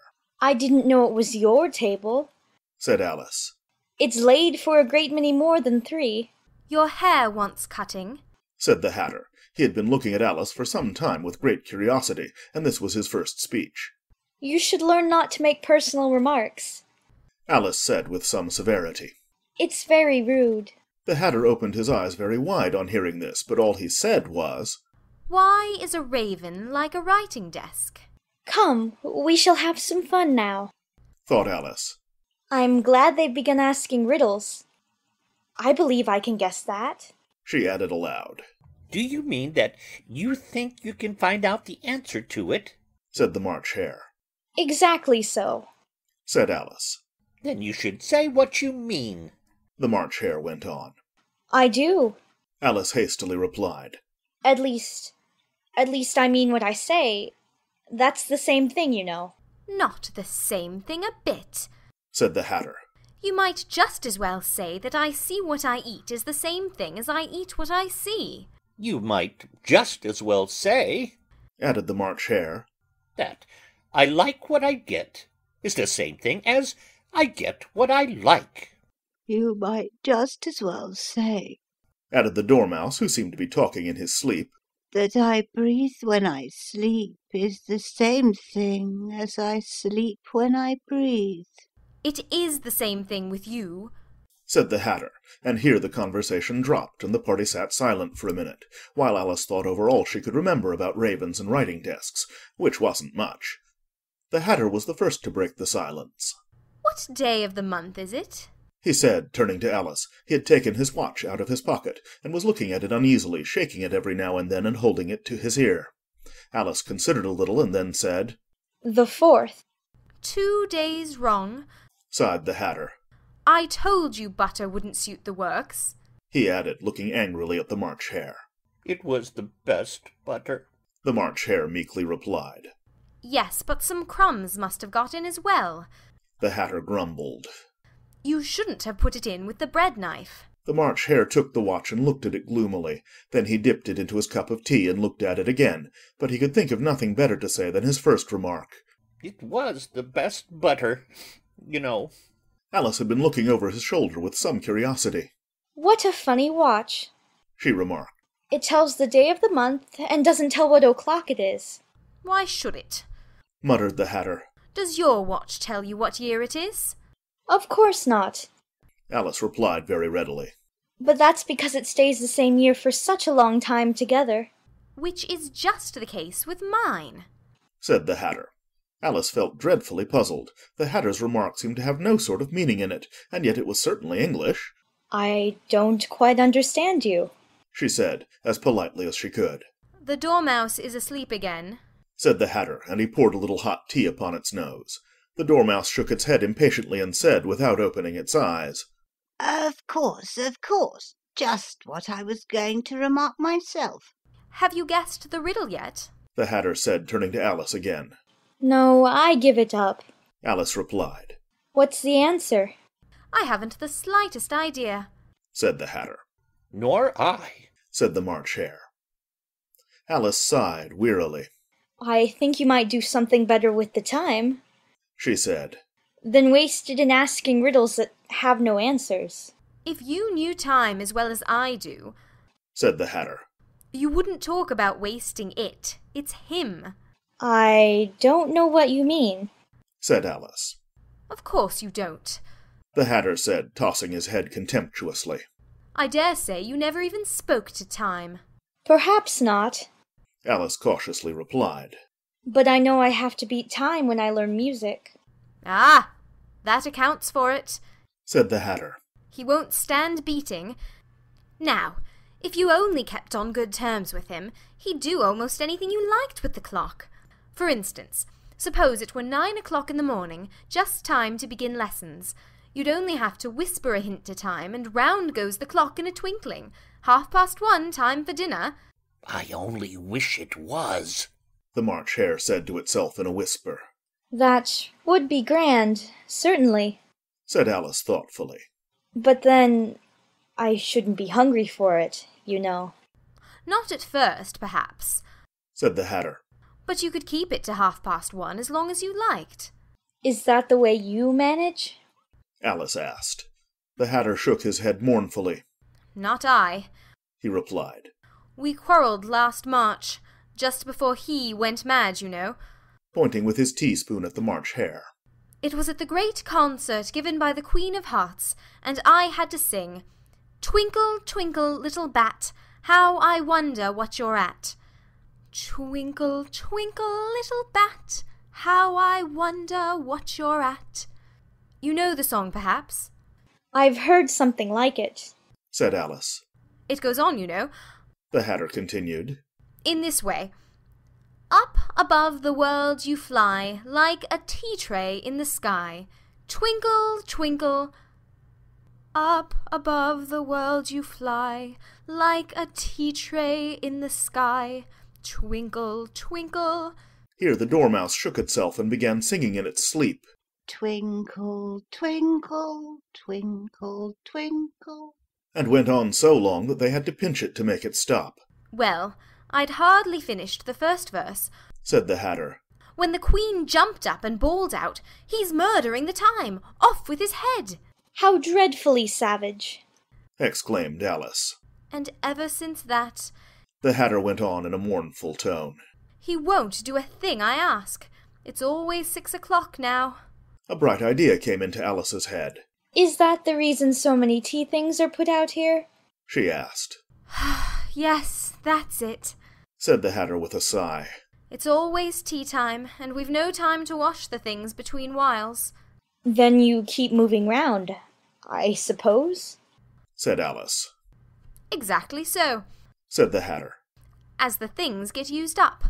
But what happens when you come to the beginning again? Alice ventured to ask. Suppose we change the subject. The March Hare interrupted, yawning. I'm getting tired of this. I vote the young lady tells us a story. I'm afraid I don't know one, said Alice, rather alarmed at the proposal. Then the Dormouse shall, they both cried. Wake up, Dormouse! And they pinched it on both sides at once. The Dormouse slowly opened his eyes. I wasn't asleep, he said in a hoarse, feeble voice.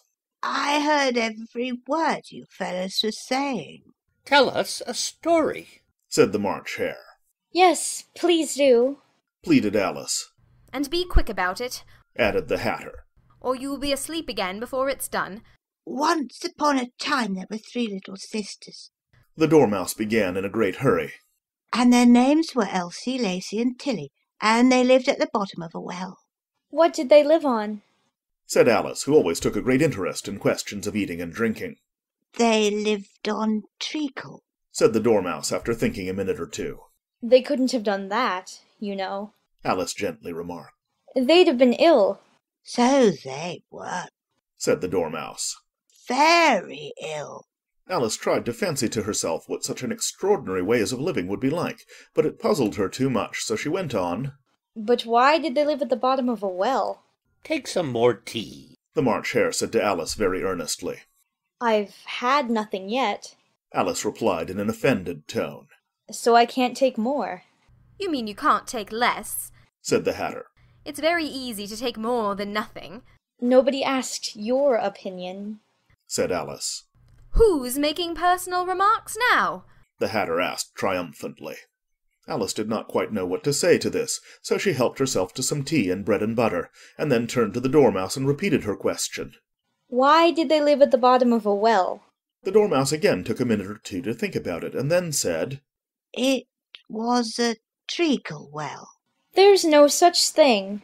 Alice was beginning very angrily, but the Hatter and the March Hare went, Shh, shh, shh, shh. And the Dormouse sulkily remarked, If you can't be civil, you'd better finish the story for yourself. No, please go on, Alice said very humbly. I won't interrupt again. I dare say there may be one. One, indeed, said the Dormouse indignantly. However, he consented to go on. And so these three little sisters, they were learning to draw, you know. What did they draw? Said Alice, quite forgetting her promise. Treacle, said the Dormouse, without considering at all this time. I want a clean cup. Interrupted the Hatter. Let's all move one place on. He moved on as he spoke, and the Dormouse followed him. The March Hare moved into the Dormouse's place, and Alice, rather unwillingly, took the place of the March Hare. The Hatter was the only one who got any advantage from the change, and Alice was a good deal worse off than before, as the March Hare had just upset the milk jug into his plate. Alice did not wish to offend the Dormouse again, so she began very cautiously. But I don't understand. Where did they draw the treacle from? You can draw water out of a water well, said the Hatter. So I should think you could draw treacle out of a treacle well. Eh, stupid? But they were in the well, Alice said to the Dormouse, not choosing to notice this last remark. of course they were. Said the Dormouse. Well in. This answer so confused poor Alice that she let the Dormouse go on for some time without interrupting it. They were learning to draw. The Dormouse went on, yawning and rubbing its eyes, for it was getting very sleepy. And they drew all manner of things. Everything that begins with an M. Why with an M? Said Alice. Why not? Said the March Hare. Alice was silent. The Dormouse had closed its eyes by this time and was going off into a doze, but on being pinched by the Hatter it woke up again with a little shriek and went on. That begins with an M, such as mousetraps and the moon, and memory and muchness. You know you say things are much of a muchness. Did you ever see such a thing as a drawing of a muchness? Really? Now you ask me. Said Alice, very much confused. I don't think. Then you shouldn't talk, said the Hatter. This piece of rudeness was more than Alice could bear. She got up in great disgust and walked off. The Dormouse fell asleep instantly, and neither of the others took the least notice of her going, though she looked back once or twice, half hoping that they would call after her. The last time she saw them, they were trying to put the Dormouse into the teapot. At any rate, I'll never go there again, said Alice as she picked her way through the wood. It's the stupidest tea party I ever was at in all my life. Just as she said this, she noticed that one of the trees had a door leading right into it. That's very curious, she thought. But everything's curious today. I think I may as well go in at once. And in she went. Once more she found herself in the long hall, and close to the little glass table. Now, I'll manage better this time, she said to herself, and began by taking the little golden key and unlocking the door that led into the garden. Then she went to work nibbling at the mushroom, she had kept a piece of it in her pocket, till she was about a foot high. Then she walked down the little passage, and then she found herself at last in the beautiful garden, among the bright flower beds and the cool fountains. End of Chapter 7. Chapter 8. The Queen's Croquet Ground. A large rose tree stood near the entrance of the garden.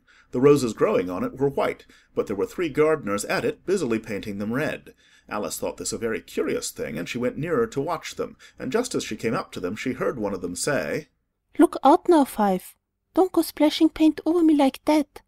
"I couldn't help it," said Five in a sulky tone. "Seven jogged my elbow." On which Seven looked up and said, "That's right, Five. Always lay the blame on others." "You'd better not talk," said Five. "I heard the Queen say only yesterday you deserve to be beheaded." "What for?" said the one who had spoken first. "That's none of your business, Two," said Seven. "Yes, it is his business," said Five. "And I'll tell him. It was for bringing the cook tulip roots instead of onions." Seven flung down his brush and had just begun, "Well, of all the unjust things," when his eye chanced to fall upon Alice as she stood watching them, and he checked himself suddenly. The others looked round also, and all of them bowed low. Would you tell me, said Alice a little timidly, why you are painting those roses? 5 and 7 said nothing, but looked at 2. 2 began in a low voice. "Why, the fact is, you see, miss, this here ought to have been a red rose tree, and we put the white one in by mistake, and if the Queen was to find it out, we should all have our heads cut off, you know. So you see, miss, We are doing our best afore she comes to. At this moment, Five, who had been anxiously looking across the garden, called out, The Queen! The Queen! And the three gardeners instantly threw themselves flat upon their faces. There was a sound of many footsteps, and Alice looked round, eager to see the Queen. First came 10 soldiers carrying clubs. These were all shaped like the three gardeners, oblong and flat, with their hands and feet at the corners. Next the 10 courtiers. These were ornamented all over with diamonds, and walked 2 and 2 as the soldiers did. After these came the royal children. There were 10 of them, and the little dears came jumping merrily along hand in couples. They were all ornamented with hearts. Next came the guests, mostly kings and queens, and among them Alice recognized the White Rabbit. It was talking in a hurried, nervous manner, smiling at everything that was said, and went by without noticing her. Then followed the Knave of Hearts, carrying the king's crown on a crimson velvet cushion, and last of all this grand procession came the King and Queen of Hearts. Alice was rather doubtful whether she ought not to lie down on her face like the three gardeners, but she could not remember ever having heard of such a rule at processions. And besides, what would be the use of a procession, thought she, if people had all to lie down upon their faces, so that they couldn't see it? So she stood still where she was and waited. When the procession came opposite to Alice, they all stopped and looked at her, and the Queen said severely, Who is this? She said it to the Knave of Hearts, who only bowed and smiled in reply. Idiot, said the Queen, tossing her head impatiently, and turning to Alice she went on, What's your name, child? My name is Alice, so please your majesty, said Alice very politely, but she added to herself, Why, they're only a pack of cards, after all. I needn't be afraid of them. And who are these? said the Queen, pointing to the three gardeners who were lying round the rose-tree, for you see, as they were lying on their faces, and the pattern on their backs was the same as the rest of the pack, she could not tell whether they were gardeners, or soldiers, or courtiers, or 3 of her own children. How should I know? said Alice, surprised at her own courage. It's no business of mine. The Queen turned crimson with fury, and after glaring at her for a moment like a wild beast, screamed, Off with her head! Off! Nonsense, said Alice very loudly and decidedly, and the Queen was silent. The King laid his hand upon her arm and timidly said, Consider, my dear, she is only a child. The Queen turned angrily away from him and said to the Knave, Turn them over. The Knave did so, very carefully, with one foot. Get up! said the Queen in a shrill, loud voice, and the three gardeners instantly jumped up and began bowing to the King, the Queen, the royal children, and everybody else. Leave off that! Screamed the Queen.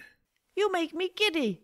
And then, turning to the rose-tree, she went on, What have you been doing here? May it please your majesty, said 2 in a very humble tone, going down on one knee as he spoke. We were trying. I see, said the Queen, who had meanwhile been examining the roses. Off with the heads! And the procession moved on, 3 of the soldiers remaining behind to execute the unfortunate gardeners, who ran to Alice for protection. You shan't be beheaded, said Alice, and she put them into a large flower-pot that stood near. The 3 soldiers wandered about for a minute or 2 looking for them, and then quietly marched off after the others. Are the heads off? shouted the Queen. Their heads are gone, if it please your majesty. The soldiers shouted in reply. That's right, shouted the Queen. Can you play croquet? The soldiers were silent and looked at Alice, as the question was evidently meant for her. Yes, shouted Alice. Come on, then, roared the Queen, and Alice joined the procession, wondering very much what would happen next. It's a very fine day, said a timid voice at her side. She was walking by the White Rabbit, who was peeping anxiously into her face. Very, said Alice. Where's the Duchess? Hush, hush, said the Rabbit in a low, hurried tone. He looked anxiously over his shoulder as he spoke, and then raised himself upon tiptoe, put his mouth close to her ear, and whispered, She's under sentence of execution. What for? said Alice. Did you say, what a pity? The Rabbit asked. No, I didn't, said Alice. I don't think it's at all a pity. I said, what for? She boxed the Queen's ears. The Rabbit began. Alice gave a little scream of laughter. Oh, hush, the Rabbit whispered in a frightened tone. The Queen will hear you. You see, she came rather late, and the Queen said, Get to your places. shouted the Queen in a voice of thunder, and people began running about in all directions, tumbling up against each other. However, they got settled down in a minute or two, and the game began. Alice thought she had never seen such a curious croquet ground in her life. It was all ridges and furrows. The balls were live hedgehogs, the mallets live flamingos, and the soldiers had to double themselves up and to stand on their hands and feet to make the arches. The chief difficulty Alice found at first was in managing her flamingo. She succeeded in getting its body tucked away comfortably enough under her arm, with its legs hanging down, but generally, just as she had got its neck nicely straightened out and was going to give the hedgehog a blow with its head, it would twist itself round and look up in her face, with such a puzzled expression that she could not help bursting out laughing. And when she had got its head down and was going to begin again, it was very provoking to find that the hedgehog had unrolled itself and was in the act of crawling away. Besides all this, there was generally a ridge or furrow in the way wherever she wanted to send the hedgehog to, and as the doubled-up soldiers were always getting up and walking off to other parts of the ground, Alice soon came to the conclusion that it was a very difficult game indeed. The players all played at once, without waiting for turns, quarrelling all the while, and fighting for the hedgehogs, and in a very short time the Queen was in a furious passion, and went stamping about and shouting, "Off with his head!" or "Off with a head!" about once in a minute. Alice began to feel very uneasy. To be sure, she had not as yet had any dispute with the Queen, but she knew that it might happen any minute. And then, thought she, what would become of me? They're dreadfully fond of beheading people here. The great wonder is that there's anyone left alive. She was looking about for some way of escape, and wondering whether she could get away without being seen, when she noticed a curious appearance in the air. It puzzled her very much at first, but after watching it a minute or two she made it out to be a grin, and she said to herself, "It's the Cheshire Cat. Now I shall have somebody to talk to." How are you getting on?" said the cat, as soon as there was mouth enough for it to speak with. Alice waited till the eyes appeared, and then nodded. "It's no use speaking to it," she thought, "till its ears have come. Or at least one of them." In another minute the whole head appeared, and then Alice put down her flamingo and began an account of the game, feeling very glad she had someone to listen to her. The cat seemed to think that there was enough of it now in sight, and no more of it appeared. "I don't think they play at all fairly," Alice began in rather a complaining tone. "And they all quarrel so dreadfully one can't hear oneself speak, and they don't seem to have any rules in particular. At least, if there are, nobody attends to them. And you've no idea how confusing it is, all the things being alive. For instance, there's the arch I've got to go through next, walking about at the other end of the ground. And I should have croqueted the Queen's hedgehog just now, only it ran away when it saw mine coming." "How do you like the Queen?" said the cat in a low voice. "Not at all," said Alice. "She's so extremely—" Just then she noticed that the Queen was close behind her, listening, so she went on, "likely to win, that it's hardly worthwhile finishing the game." The Queen smiled and passed on. "Who are you talking to?" said the King, going up to Alice and looking at the cat's head with great curiosity. "It's a friend of mine, a Cheshire Cat," said Alice. "Allow me to introduce it." "I don't like the look of it at all," said the King. "However, it may kiss my hand if it likes." "I'd rather not," the cat remarked. "Don't be impertinent," said the King. "And don't look at me like that." He got behind Alice as he spoke. "A cat may look at a king," said Alice. "I've read that in some book, but I don't remember where."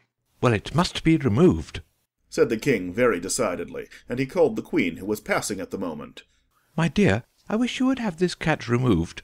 The Queen had only one way of settling all difficulties, great or small. "Off with his head!" she said, without even looking round. "I'll fetch the executioner myself," said the King eagerly, and he hurried off. Alice thought she might as well go back and see how the game was going on, as she heard the Queen's voice in the distance screaming with passion. She had already heard her sentence 3 of the players to be executed for having missed their turns, and she did not like the look of things at all, as the game was in such confusion that she never knew whether it was her turn or not. So she went in search of her hedgehog. The hedgehog was engaged in a fight with another hedgehog, which seemed to Alice an excellent opportunity for croqueting one of them with the other. The only difficulty was that her flamingo was gone across to the other side of the garden, where Alice could see it trying in a helpless sort of way to fly up into a tree. By the time she had caught the flamingo and brought it back, the fight was over, and both the hedgehogs were out of sight. But it doesn't matter much, thought Alice. as all the archers are gone from this side of the ground. So she tucked it away under her arm that it might not escape again, and went back for a little more conversation with her friend. When she got back to the Cheshire Cat, she was surprised to find quite a large crowd collected round it. There was a dispute going on between the executioner, the king, and the queen, who were all talking at once, while all the rest were quite silent and looked very uncomfortable. The moment Alice appeared, she was appealed to by all three to settle the question, and they repeated their arguments to her, though, as they all spoke at once, she found it very hard indeed to make out exactly what they said. The executioner's argument was that you couldn't cut off a head unless there was a body to cut it off from, that he had never had to do such a thing before, and he wasn't going to begin at his time of life. The king's argument was that anything that had a head could be beheaded, and that you weren't to talk nonsense. The queen's argument was that if something wasn't done about it in less than no time, she'd have everybody executed all round. It was this last remark that had made the whole party look so grave and anxious.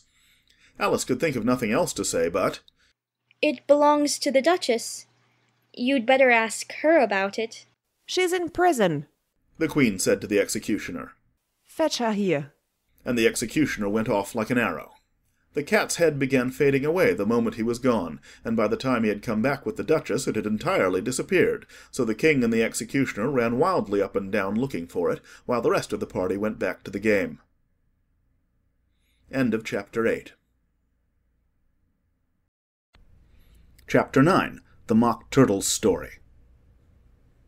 You can't think how glad I am to see you again, you dear old thing, said the Duchess, as she tucked her arm affectionately into Alice's and they walked off together. Alice was very glad to find her in such a pleasant temper, and thought to herself that perhaps it was only the pepper that had made her so savage when they met in the kitchen. "When I'm a duchess," she said to herself, not in a very hopeful tone, though, "I won't have any pepper in my kitchen at all. Soup does very well without. Maybe it's always pepper that makes people hot-tempered. She went on, very much pleased at having found out a new kind of rule. And vinegar that makes them sour, and chamomile that makes them bitter, and barley sugar and such things that make children sweet-tempered. I only wish people knew that. Then they wouldn't be so stingy about it, you know." She had quite forgotten the Duchess by this time, and was a little startled when she heard her voice close to her ear. You're thinking about something, my dear, and that makes you forget to talk. I can't tell you just now what the moral of that is, but I shall remember it in a bit. "Perhaps it hasn't one," Alice ventured to remark. Tut-tut, child, said the Duchess. Everything's got a moral if only you can find it. And she squeezed herself up closer to Alice's side as she spoke. Alice did not much like keeping so close to her, first because the Duchess was very ugly, and secondly because she was exactly the right height to rest her chin upon Alice's shoulder, and it was an uncomfortably sharp chin. However, she did not like to be rude, so she bore it as well as she could. "The game's going on rather better now," she said, by way of keeping up the conversation a little. "'Tis so," said the Duchess. "And the moral of that is, oh, 'tis love that makes the world go round." "Somebody said," Alice whispered, "that it's done by everybody minding their own business." "Ah, well, it means much the same thing," said the Duchess, digging her sharp little chin into Alice's shoulder as she added, "And the moral of that is, take care of the scents, and the sounds will take care of themselves." How fond she is of finding morals in things, Alice thought to herself. "I dare say you're wondering why I don't put my arm round your waist," the Duchess said after a pause. "The reason is that I'm doubtful about the temper of your flamingo. Shall I try the experiment?" "He might bite," Alice cautiously replied, not feeling at all anxious to have the experiment tried. "Very true," said the Duchess. "Flamingos and mustard both bite. And the moral of that is, birds of a feather flock together." "Only mustard isn't a bird," Alice remarked. "Right as usual," said the Duchess. "What a clear way you have of putting things." "It's some mineral, I think," said Alice. "Of course it is," said the Duchess, who seemed ready to agree to everything that Alice said. "There's a large mustard mine near here. And the moral of that is, The more there is of mine, the less there is of yours. Oh, I know. Exclaimed Alice, who had not attended to this last remark. It's a vegetable. It doesn't look like one, but it is. I quite agree with you, said the Duchess. And the moral of that is, be what you would seem to be, or, if you'd like to put it more simply, never imagine yourself not to be otherwise than what it might appear to others that what you were or might have been was not otherwise than what you had been would have appeared to them to be otherwise. I think I should understand that better, Alice said very politely, if I had it written down. But I can't quite follow it as you say it. That's nothing to what I could say if I chose, the Duchess replied in a pleased tone. Pray don't trouble yourself to say it any longer than that, said Alice. Oh, don't talk about trouble, said the Duchess. I make you a present of everything I've said as yet. A cheap sort of present, thought Alice. I'm glad they don't give birthday presents like that. But she did not venture to say it out loud. Thinking again? The Duchess asked with another dig of her sharp little chin. I've a right to think, said Alice sharply, for she was beginning to feel a little worried. Just about as much right, said the Duchess, as pigs have to fly, and the... But here, to Alice's great surprise, the Duchess's voice died away, even in the middle of her favourite word, moral, and the arm that was linked into hers began to tremble. Alice looked up, and there stood the Queen in front of them, with her arms folded, frowning like a thunderstorm. If I day, your Majesty, the Duchess began in a low, weak voice.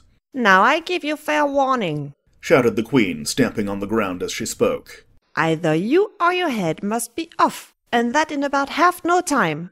Take your choice. The Duchess took her choice and was gone in a moment. Let's go on with the game, the Queen said to Alice, and Alice was too much frightened to say a word, but slowly followed her back to the croquet ground. The other guests had taken advantage of the Queen's absence and were resting in the shade. However, the moment they saw her, they hurried back to the game, the Queen merely remarking that a moment's delay would cost them their lives. All the time they were playing, the Queen never left off quarrelling with the other players and shouting, Off with his head! Or, Off with her head! Those whom she sentenced were taken into custody by the soldiers, who, of course, had to leave off being arches to do this, so that by the end of half an hour or so there were no arches left, and all the players, except the King, the Queen, and Alice, were in custody and under sentence of execution. Then the Queen left off, quite out of breath, and said to Alice, Have you seen the mock turtle yet? No, said Alice. I don't even know what a mock turtle is. It's the thing mock turtle soup is made from, said the Queen. I never saw one, or heard of one, said Alice. Come on, then, said the Queen, and he shall tell you his history. As they walked off together, Alice heard the King say in a low voice to the company generally, You are all pardoned. Come, that's a good thing, she said to herself, for she had felt quite unhappy at the number of executions the Queen had ordered. They very soon came upon a griffin lying fast asleep in the sun. If you don't know what a griffin is, look at the picture. Up, lazy thing, said the Queen.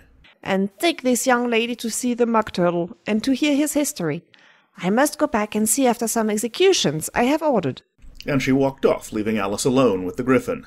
Alice did not quite like the look of the creature, but on the whole she thought it would be quite as safe to stay with it as to go after that savage Queen, so she waited. The griffin sat up and rubbed its eyes, then it watched the Queen till she was out of sight, then it chuckled. What fun, said the griffin, half to itself, half to Alice. What is the fun? said Alice. Why, she, said the griffin. It's all her fancy, that. They never executes nobody, you know. Come on. Everybody says, come on, here, thought Alice as she went slowly after it. I never was so ordered about in all my life. Never.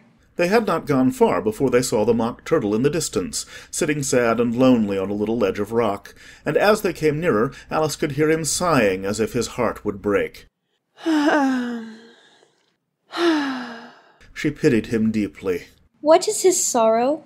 she asked the griffin, and the griffin answered very nearly in the same words as before. It's all his fancy, that. He hasn't got no sorrow, you know. Come on. So they went up to the mock turtle, who looked at them with large eyes full of tears, but said nothing. This here young lady, said the griffin. She wants for to know your history, she do.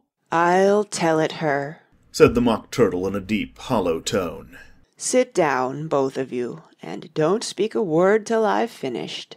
So they sat down, and nobody spoke for some minutes. Alice thought to herself, I don't see how he can even finish, if he doesn't begin. But she waited patiently. Once, said the Mock Turtle at last with a deep sigh, I was a real turtle. These words were followed by a very long silence, broken only by an occasional exclamation of from the Gryphon, and the constant heavy sobbing of the Mock Turtle. Oh. Oh. Oh. Oh. Oh. Alice was very nearly getting up and saying, Thank you, sir, for your interesting story. But she could not help thinking there must be more to come, so she sat still and said nothing. When we were little, the Mock Turtle went on at last, more calmly, though still sobbing a little now and then. Oh. Oh. We went to school in the sea. The master was an old turtle. We used to call him Tortoise.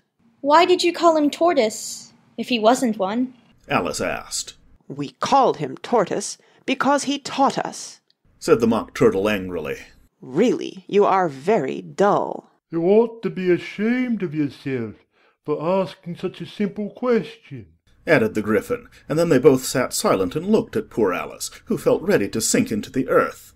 At last the Gryphon said to the Mock Turtle, Drive on, old fellow. Don't be all day about it. And he went on in these words. Yes, we went to school in the sea, though you mayn't believe it. I never said I didn't, interrupted Alice. You did, said the Mock Turtle. Hold your tongue, added the Gryphon before Alice could speak again. The Mock Turtle went on.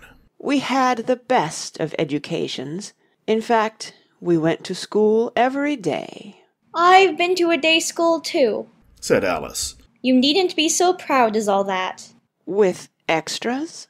asked the Mock Turtle a little anxiously. Yes, said Alice. We learned French and music. And washing? said the Mock Turtle. Certainly not, said Alice indignantly. Ah, then yours wasn't a really good school, said the Mock Turtle in a tone of great relief. Now, at ours, they had at the end of the bill French, music, and washing extra. You couldn't have wanted it much, said Alice. Living at the bottom of the sea.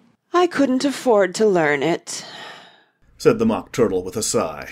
I only took the regular course. What was that? inquired Alice. Reeling and writhing, of course, to begin with, the Mock Turtle replied.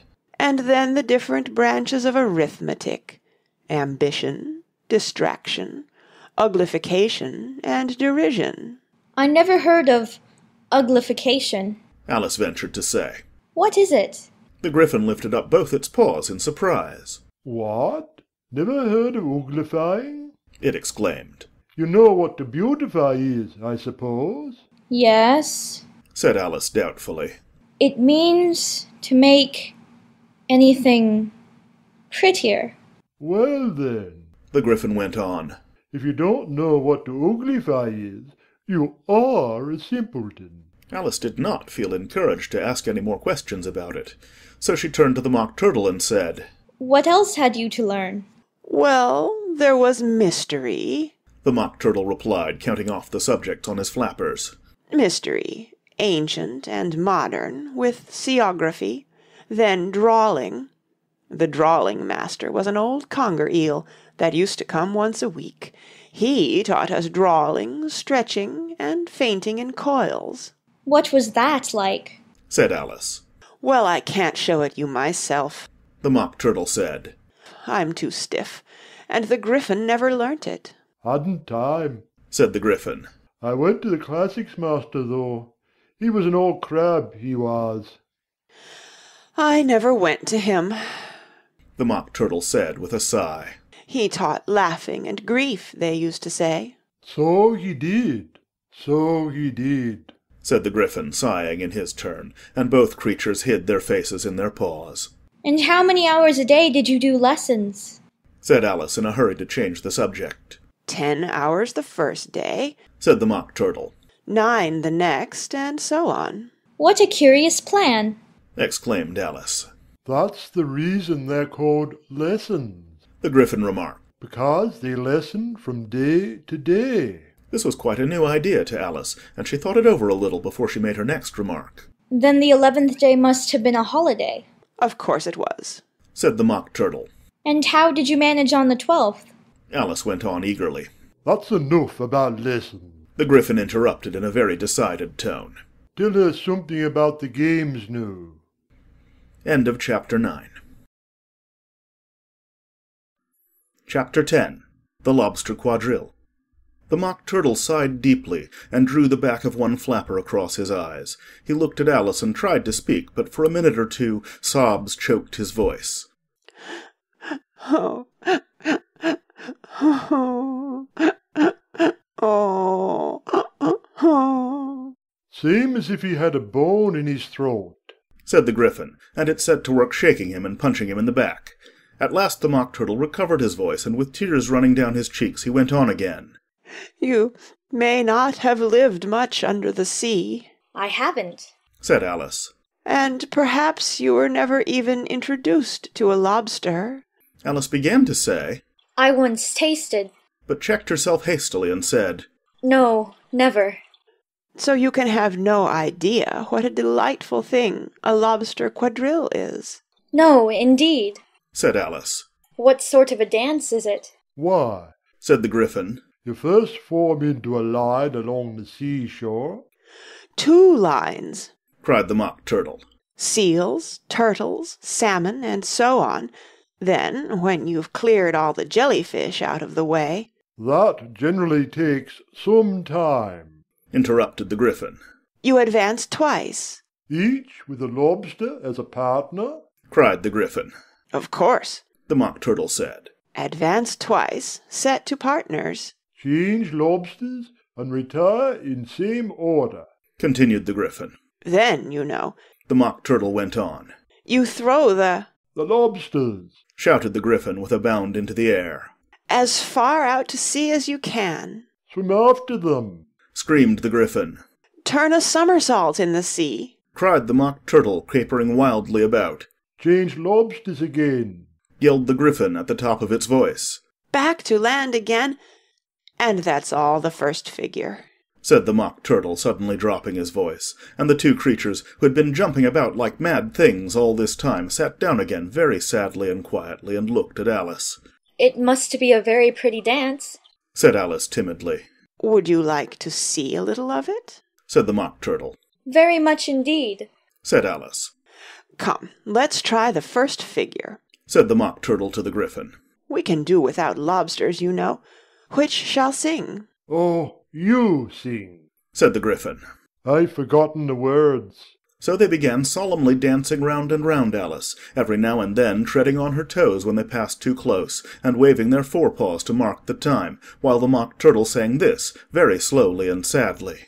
Will you walk a little faster, said a whiting to a snail. There's a porpoise close behind us, and he's treading on my tail. See how eagerly the lobsters and the turtles all advance. They are waiting on the shingle. Will you come and join the dance? Will you, won't you, will you, won't you, will you join the dance?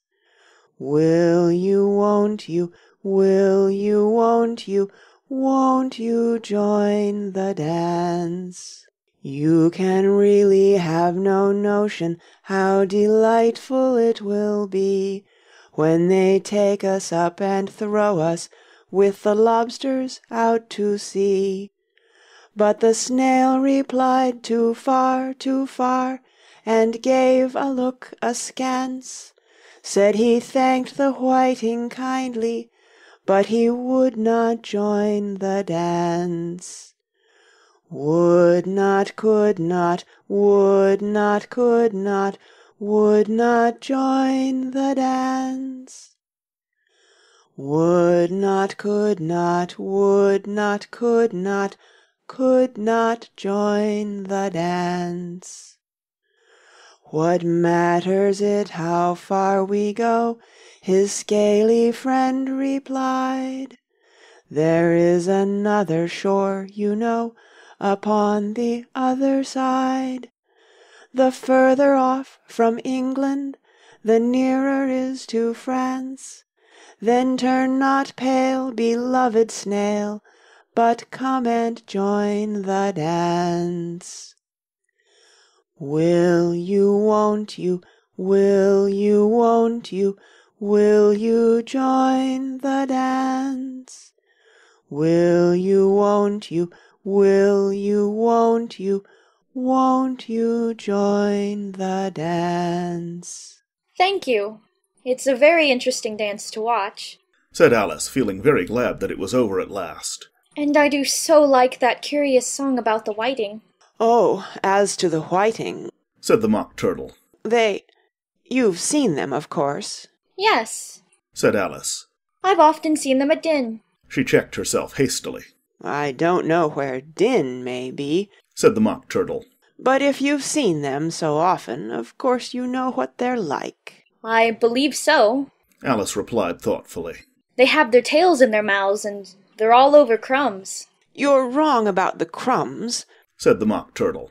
Crumbs would all wash off in the sea. But they have their tails in their mouths, and the reason is... Here the Mock Turtle yawned and shut his eyes. Tell her about the reason and all that, he said to the Gryphon. The reason is, said the Gryphon, that they would go with the lobsters to the dance. Then they got thrown out to sea, so they had to fall a long way, and so they got their tails fast in their mouths, so they couldn't get them out again. That's all. Thank you, said Alice. It's very interesting. I never knew so much about a whiting before. I can tell you more than that, if you like, said the Gryphon. Do you know why it's called a whiting? I never thought about it, said Alice. Why? It does the boots and shoes, the Gryphon replied very solemnly. Alice was thoroughly puzzled. Does the boots and shoes, she repeated in a wondering tone. Why, what are your shoes done with? Said the Gryphon. I mean, what makes them so shiny? Alice looked down at them and considered a little before she gave her answer. They're done with blacking, I believe. Boots and shoes under the sea, the Gryphon went on in a deep voice, are done with a whiting, now you know. And what are they made of? Alice asked in a tone of great curiosity. Soles and eels, of course, the Gryphon replied rather impatiently. Any shrimp could have told you that. If I'd been the whiting, said Alice, whose thoughts were still running on the song, I'd have said to the porpoise, keep back, please. We don't want you with us. They were obliged to have him with them, the Mock Turtle said. No wise fish would go anywhere without a porpoise. Wouldn't it really? said Alice in a tone of great surprise. Of course not, said the Mock Turtle. Why, if a fish came to me and told me he was going a journey, I should say, with what purpose? Don't you mean purpose? said Alice. I mean what I say, the Mock Turtle replied in an offended tone, and the Gryphon added, Come, let's hear some of your adventures. I could tell you my adventures, beginning from this morning, said Alice a little timidly. But it's no use going back to yesterday, because I was a different person then. Explain all that, said the Mock Turtle. No, the adventures first, said the Gryphon in an impatient tone. Explanations take such a dreadful time. So Alice began telling them her adventures from the time when she first saw the White Rabbit. She was a little nervous about it just at first. The two creatures got so close to her, one on each side, and opened their eyes and mouths so very wide. But she gained courage as she went on. Her listeners were perfectly quiet, till she got to the part about her repeating, "You are old, Father William," to the Caterpillar, and the words all coming different. And then the Mock Turtle drew a long breath and said, That's very curious. It's all about as curious as it can be, said the Gryphon. It all came different, the Mock Turtle repeated thoughtfully. I should like to hear her try and repeat something now. Tell her to begin. He looked at the Gryphon as if he thought it had some kind of authority over Alice. Stand up and repeat. 'Tis the voice of the sluggard, said the Gryphon. Have the creatures order one about, and make one repeat lessons, thought Alice. I might as well be at school at once. However, she got up and began to repeat it, but her head was so full of the lobster quadrille that she hardly knew what she was saying, and the words came very queer indeed. 'Tis the voice of the lobster, I heard him declare, You have baked me too brown, I must sugar my hair. As a duck with its eyelids, so he with his nose trims his belt and his buttons, and turns out his toes. When the sands are all dry, he is gay as a lark, and will talk in contemptuous tones of the shark. But when the tide rises and sharks are around, his voice has a timid and tremulous sound. That's different from what I used to say when I was a child, said the Gryphon. Well, I never heard it before, said the Mock Turtle. But it sounds uncommon nonsense. Alice said nothing. She had sat down with her face in her hands, wondering if anything would ever happen in a natural way again. I should like to have it explained, said the Mock Turtle. She can't explain it, said the Gryphon hastily. Go on with the next verse. But about his toes, the Mock Turtle persisted.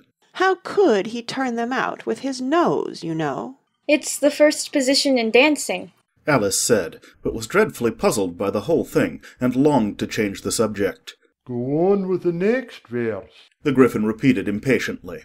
It begins, I passed by his garden. Alice did not dare to disobey, though she felt sure it would all come wrong, and she went on in a trembling voice. I passed by his garden, and marked, with one eye, how the owl and the panther were sharing a pie. The panther took pie crust, and gravy, and meat, while the owl had the dish as its share of the treat. When the pie was all finished, the owl, as a boon, was kindly permitted to pocket the spoon, while the panther received knife and fork with a growl, and concluded the banquet. What is the use of repeating all that stuff? The Mock Turtle interrupted. If you don't explain it as you go on. It's by far the most confusing thing I ever heard. Yes, I think you'd better leave off, said the Gryphon, and Alice was only too glad to do so. Shall we try another figure of the lobster quadrille? The Gryphon went on. Or would you like the Mock Turtle to sing you a song? Oh, a song, please, if the Mock Turtle would be so kind. Alice replied so eagerly that the Gryphon said in a rather offended tone, No accounting for tastes. Sing her Turtle Soup, will you, old fellow? The Mock Turtle sighed deeply and began in a voice sometimes choked with sobs to sing this.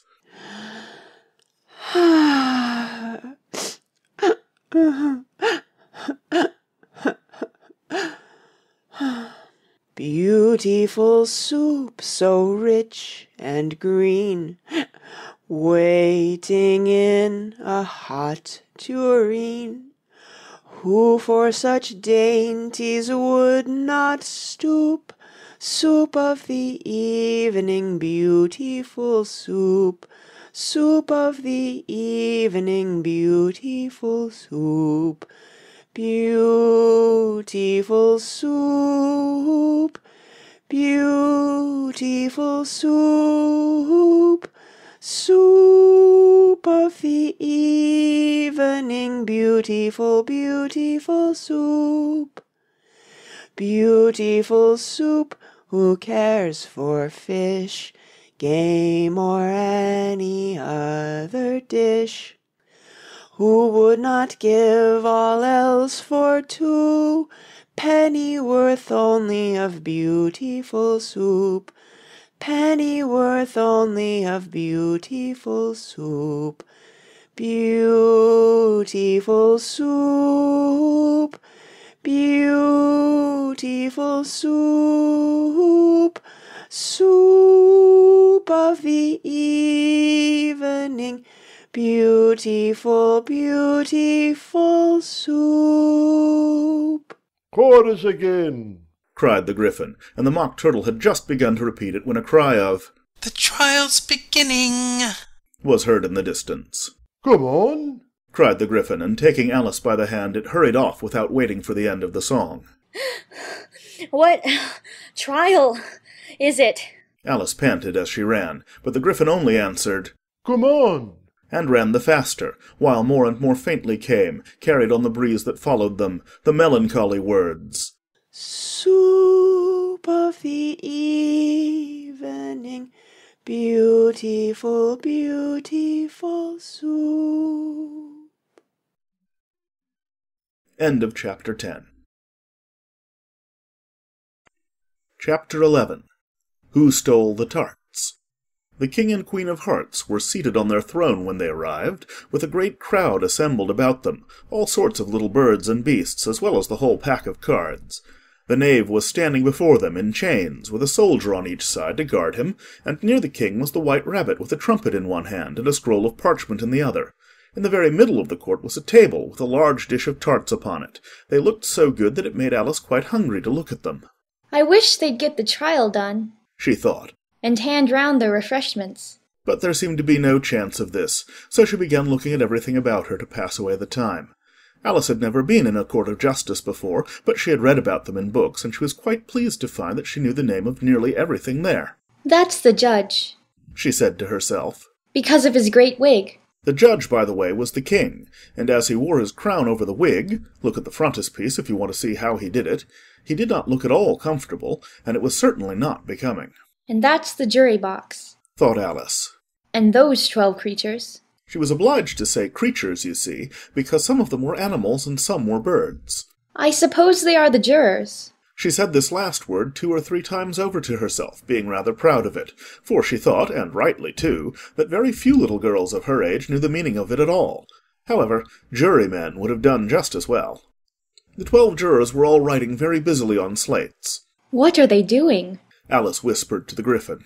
They can't have anything to put down yet, before the trial's begun.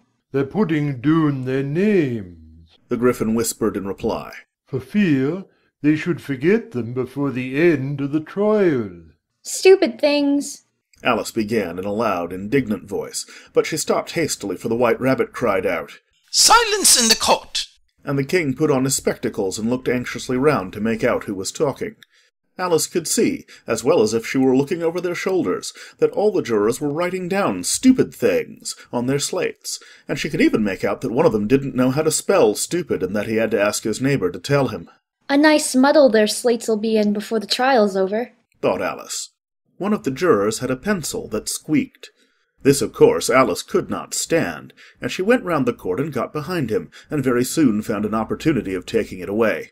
She did it so quickly that the poor little juror, it was Bill the lizard, could not make out at all what had become of it. So after hunting all about for it, he was obliged to write with one finger for the rest of the day, and this was of very little use, as it left no mark on the slate. Herald, read the accusation, said the king. On this the white rabbit blew 3 blasts on the trumpet, and then unrolled the parchment scroll and read as follows. The Queen of Hearts, she made some tarts, all on a summer day. The knave of hearts, he stole those tarts, and took them quite away. Consider your verdict, the king said to the jury. Not yet, not yet, the rabbit hastily interrupted. There's a great deal to come before that. Call the first witness, said the king, and the white rabbit blew 3 blasts on the trumpet and called out, First witness! The first witness was the Hatter. He came in with a teacup in one hand and a piece of bread and butter in the other. I beg pardon, your majesty, he began, for bringing these in, but I hadn't quite finished my tea when I was sent for. You ought to have finished, said the king.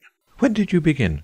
The Hatter looked at the March Hare, who had followed him into the court, arm in arm with the Dormouse. 14th of March, I think it was, he said. 15th, said the March Hare. 16th, added the Dormouse. Write that down, the king said to the jury, and the jury eagerly wrote down all 3 dates on their slates, and then added them up and reduced the answer to shillings and pence. Take off your hat, the king said to the Hatter. It isn't mine, said the Hatter. Stolen, the king exclaimed, turning to the jury, who instantly made a memorandum of the fact. I keep them to sell, the Hatter added as an explanation. I've none of my own. I'm a hatter. Here the queen put on her spectacles and began staring at the Hatter, who turned pale and fidgeted.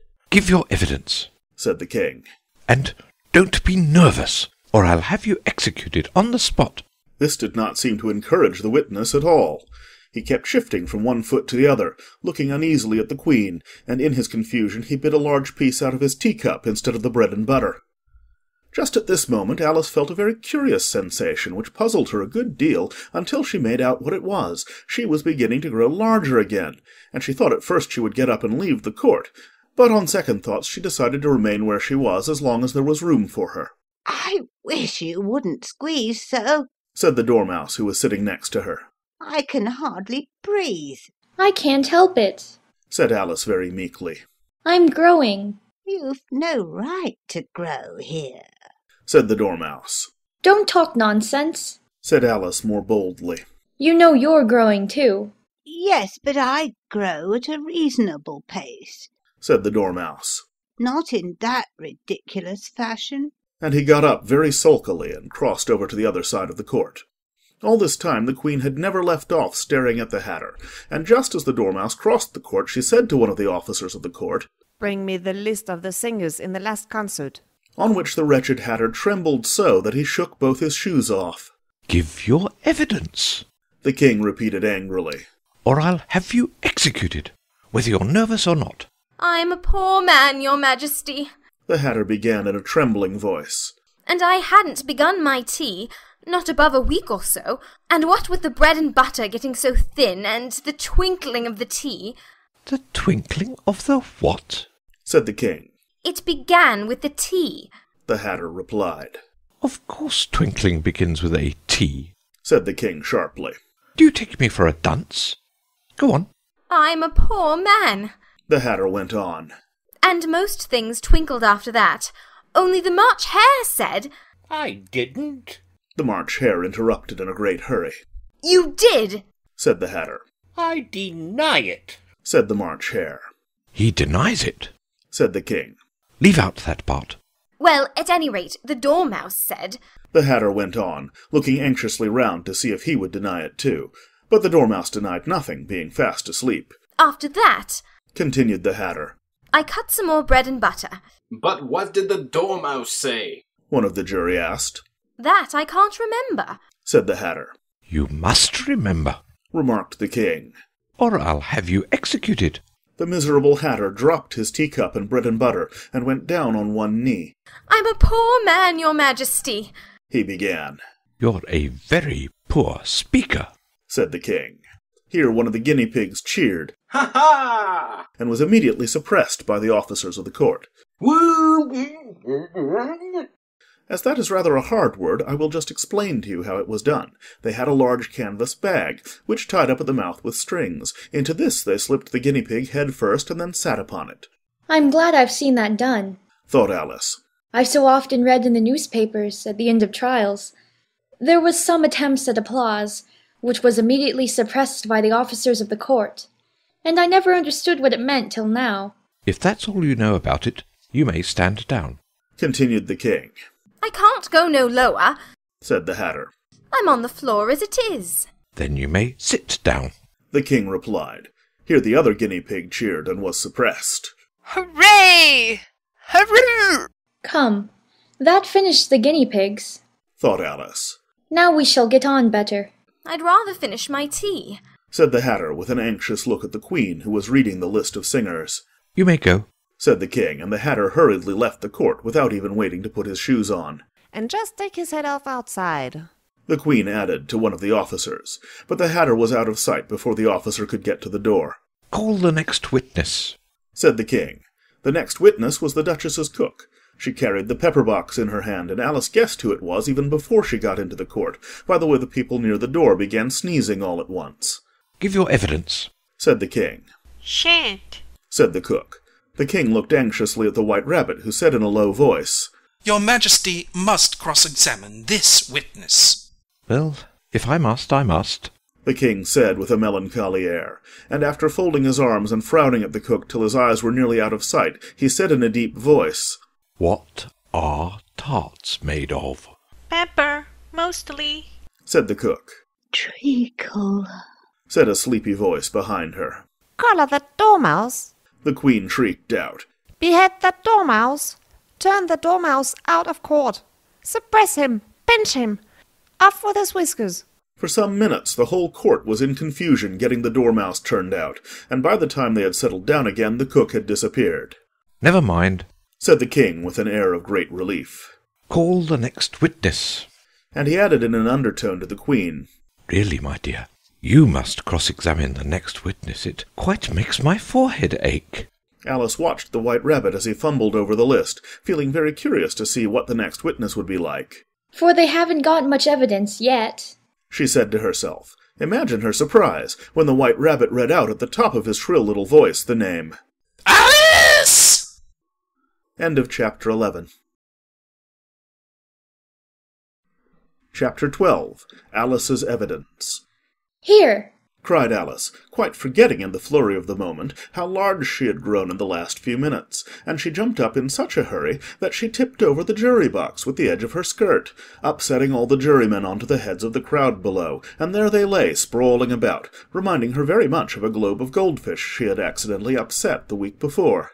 Oh, I beg your pardon, she exclaimed in a tone of great dismay, and began picking them up again as quickly as she could, for the accident of the goldfish kept running in her head, and she had a vague sort of idea that they must be collected at once and put back into the jury-box, or they would die. The trial cannot proceed, said the king in a very grave voice, until all the jurymen are back in their proper places. All, he repeated with great emphasis, looking hard at Alice as he said so. Alice looked at the jury-box and saw that in her haste she had put the lizard in head downwards, and the poor little thing was waving its tail about in a melancholy way, being quite unable to move. She soon got it out again and put it right. Not that it signifies much, she said to herself. I should think it would be quite as much use in the trial, one way up as the other.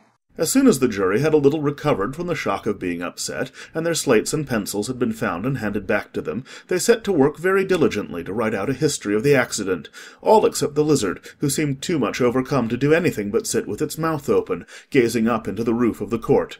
What do you know about this business? The king said to Alice. Nothing, said Alice. Nothing whatever? persisted the king. Nothing whatever, said Alice. That's very important, the king said, turning to the jury. They were just beginning to write this down on their slates, when the White Rabbit interrupted. Unimportant, your majesty means, of course, he said in a very respectful tone, but frowning and making faces at him as he spoke.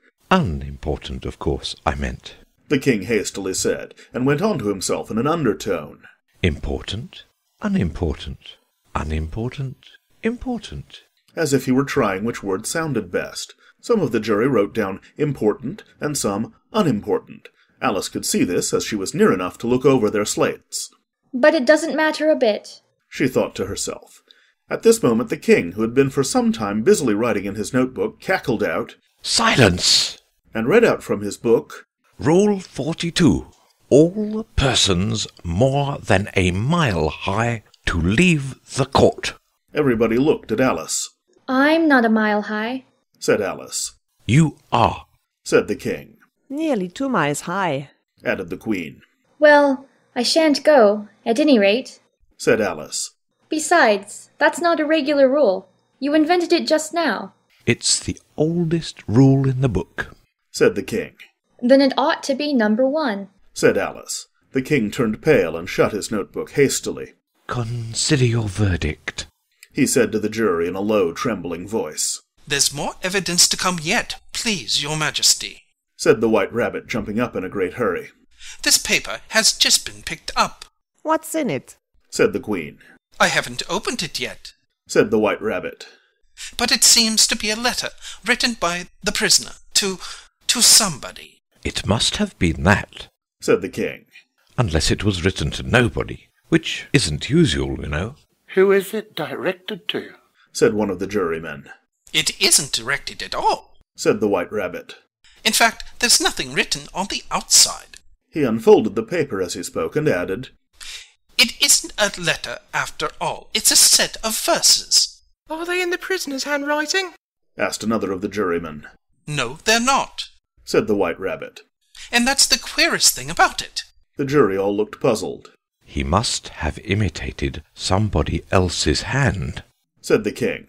The jury all brightened up again. Please, your majesty, said the knave. I didn't write it, and they can't prove I did. There's no name signed at the end. If you didn't sign it, said the king, that only makes the matter worse. You must have meant some mischief, or else you'd have signed your name like an honest man. There was a general clapping of hands at this. It was the first really clever thing the king had said that day. That proves his guilt, said the queen. It proves nothing of the sort, said Alice. Why, you don't even know what they're about. Read them, said the king. The White Rabbit put on his spectacles. Where shall I begin, please, your majesty? He asked. Begin at the beginning, the king said gravely, and go on till you come to the end. Then stop. These were the verses the White Rabbit read. They told me you had been to her, and mentioned me to him. She gave me a good character, but said I could not swim. He sent them word I had not gone. We know it to be true.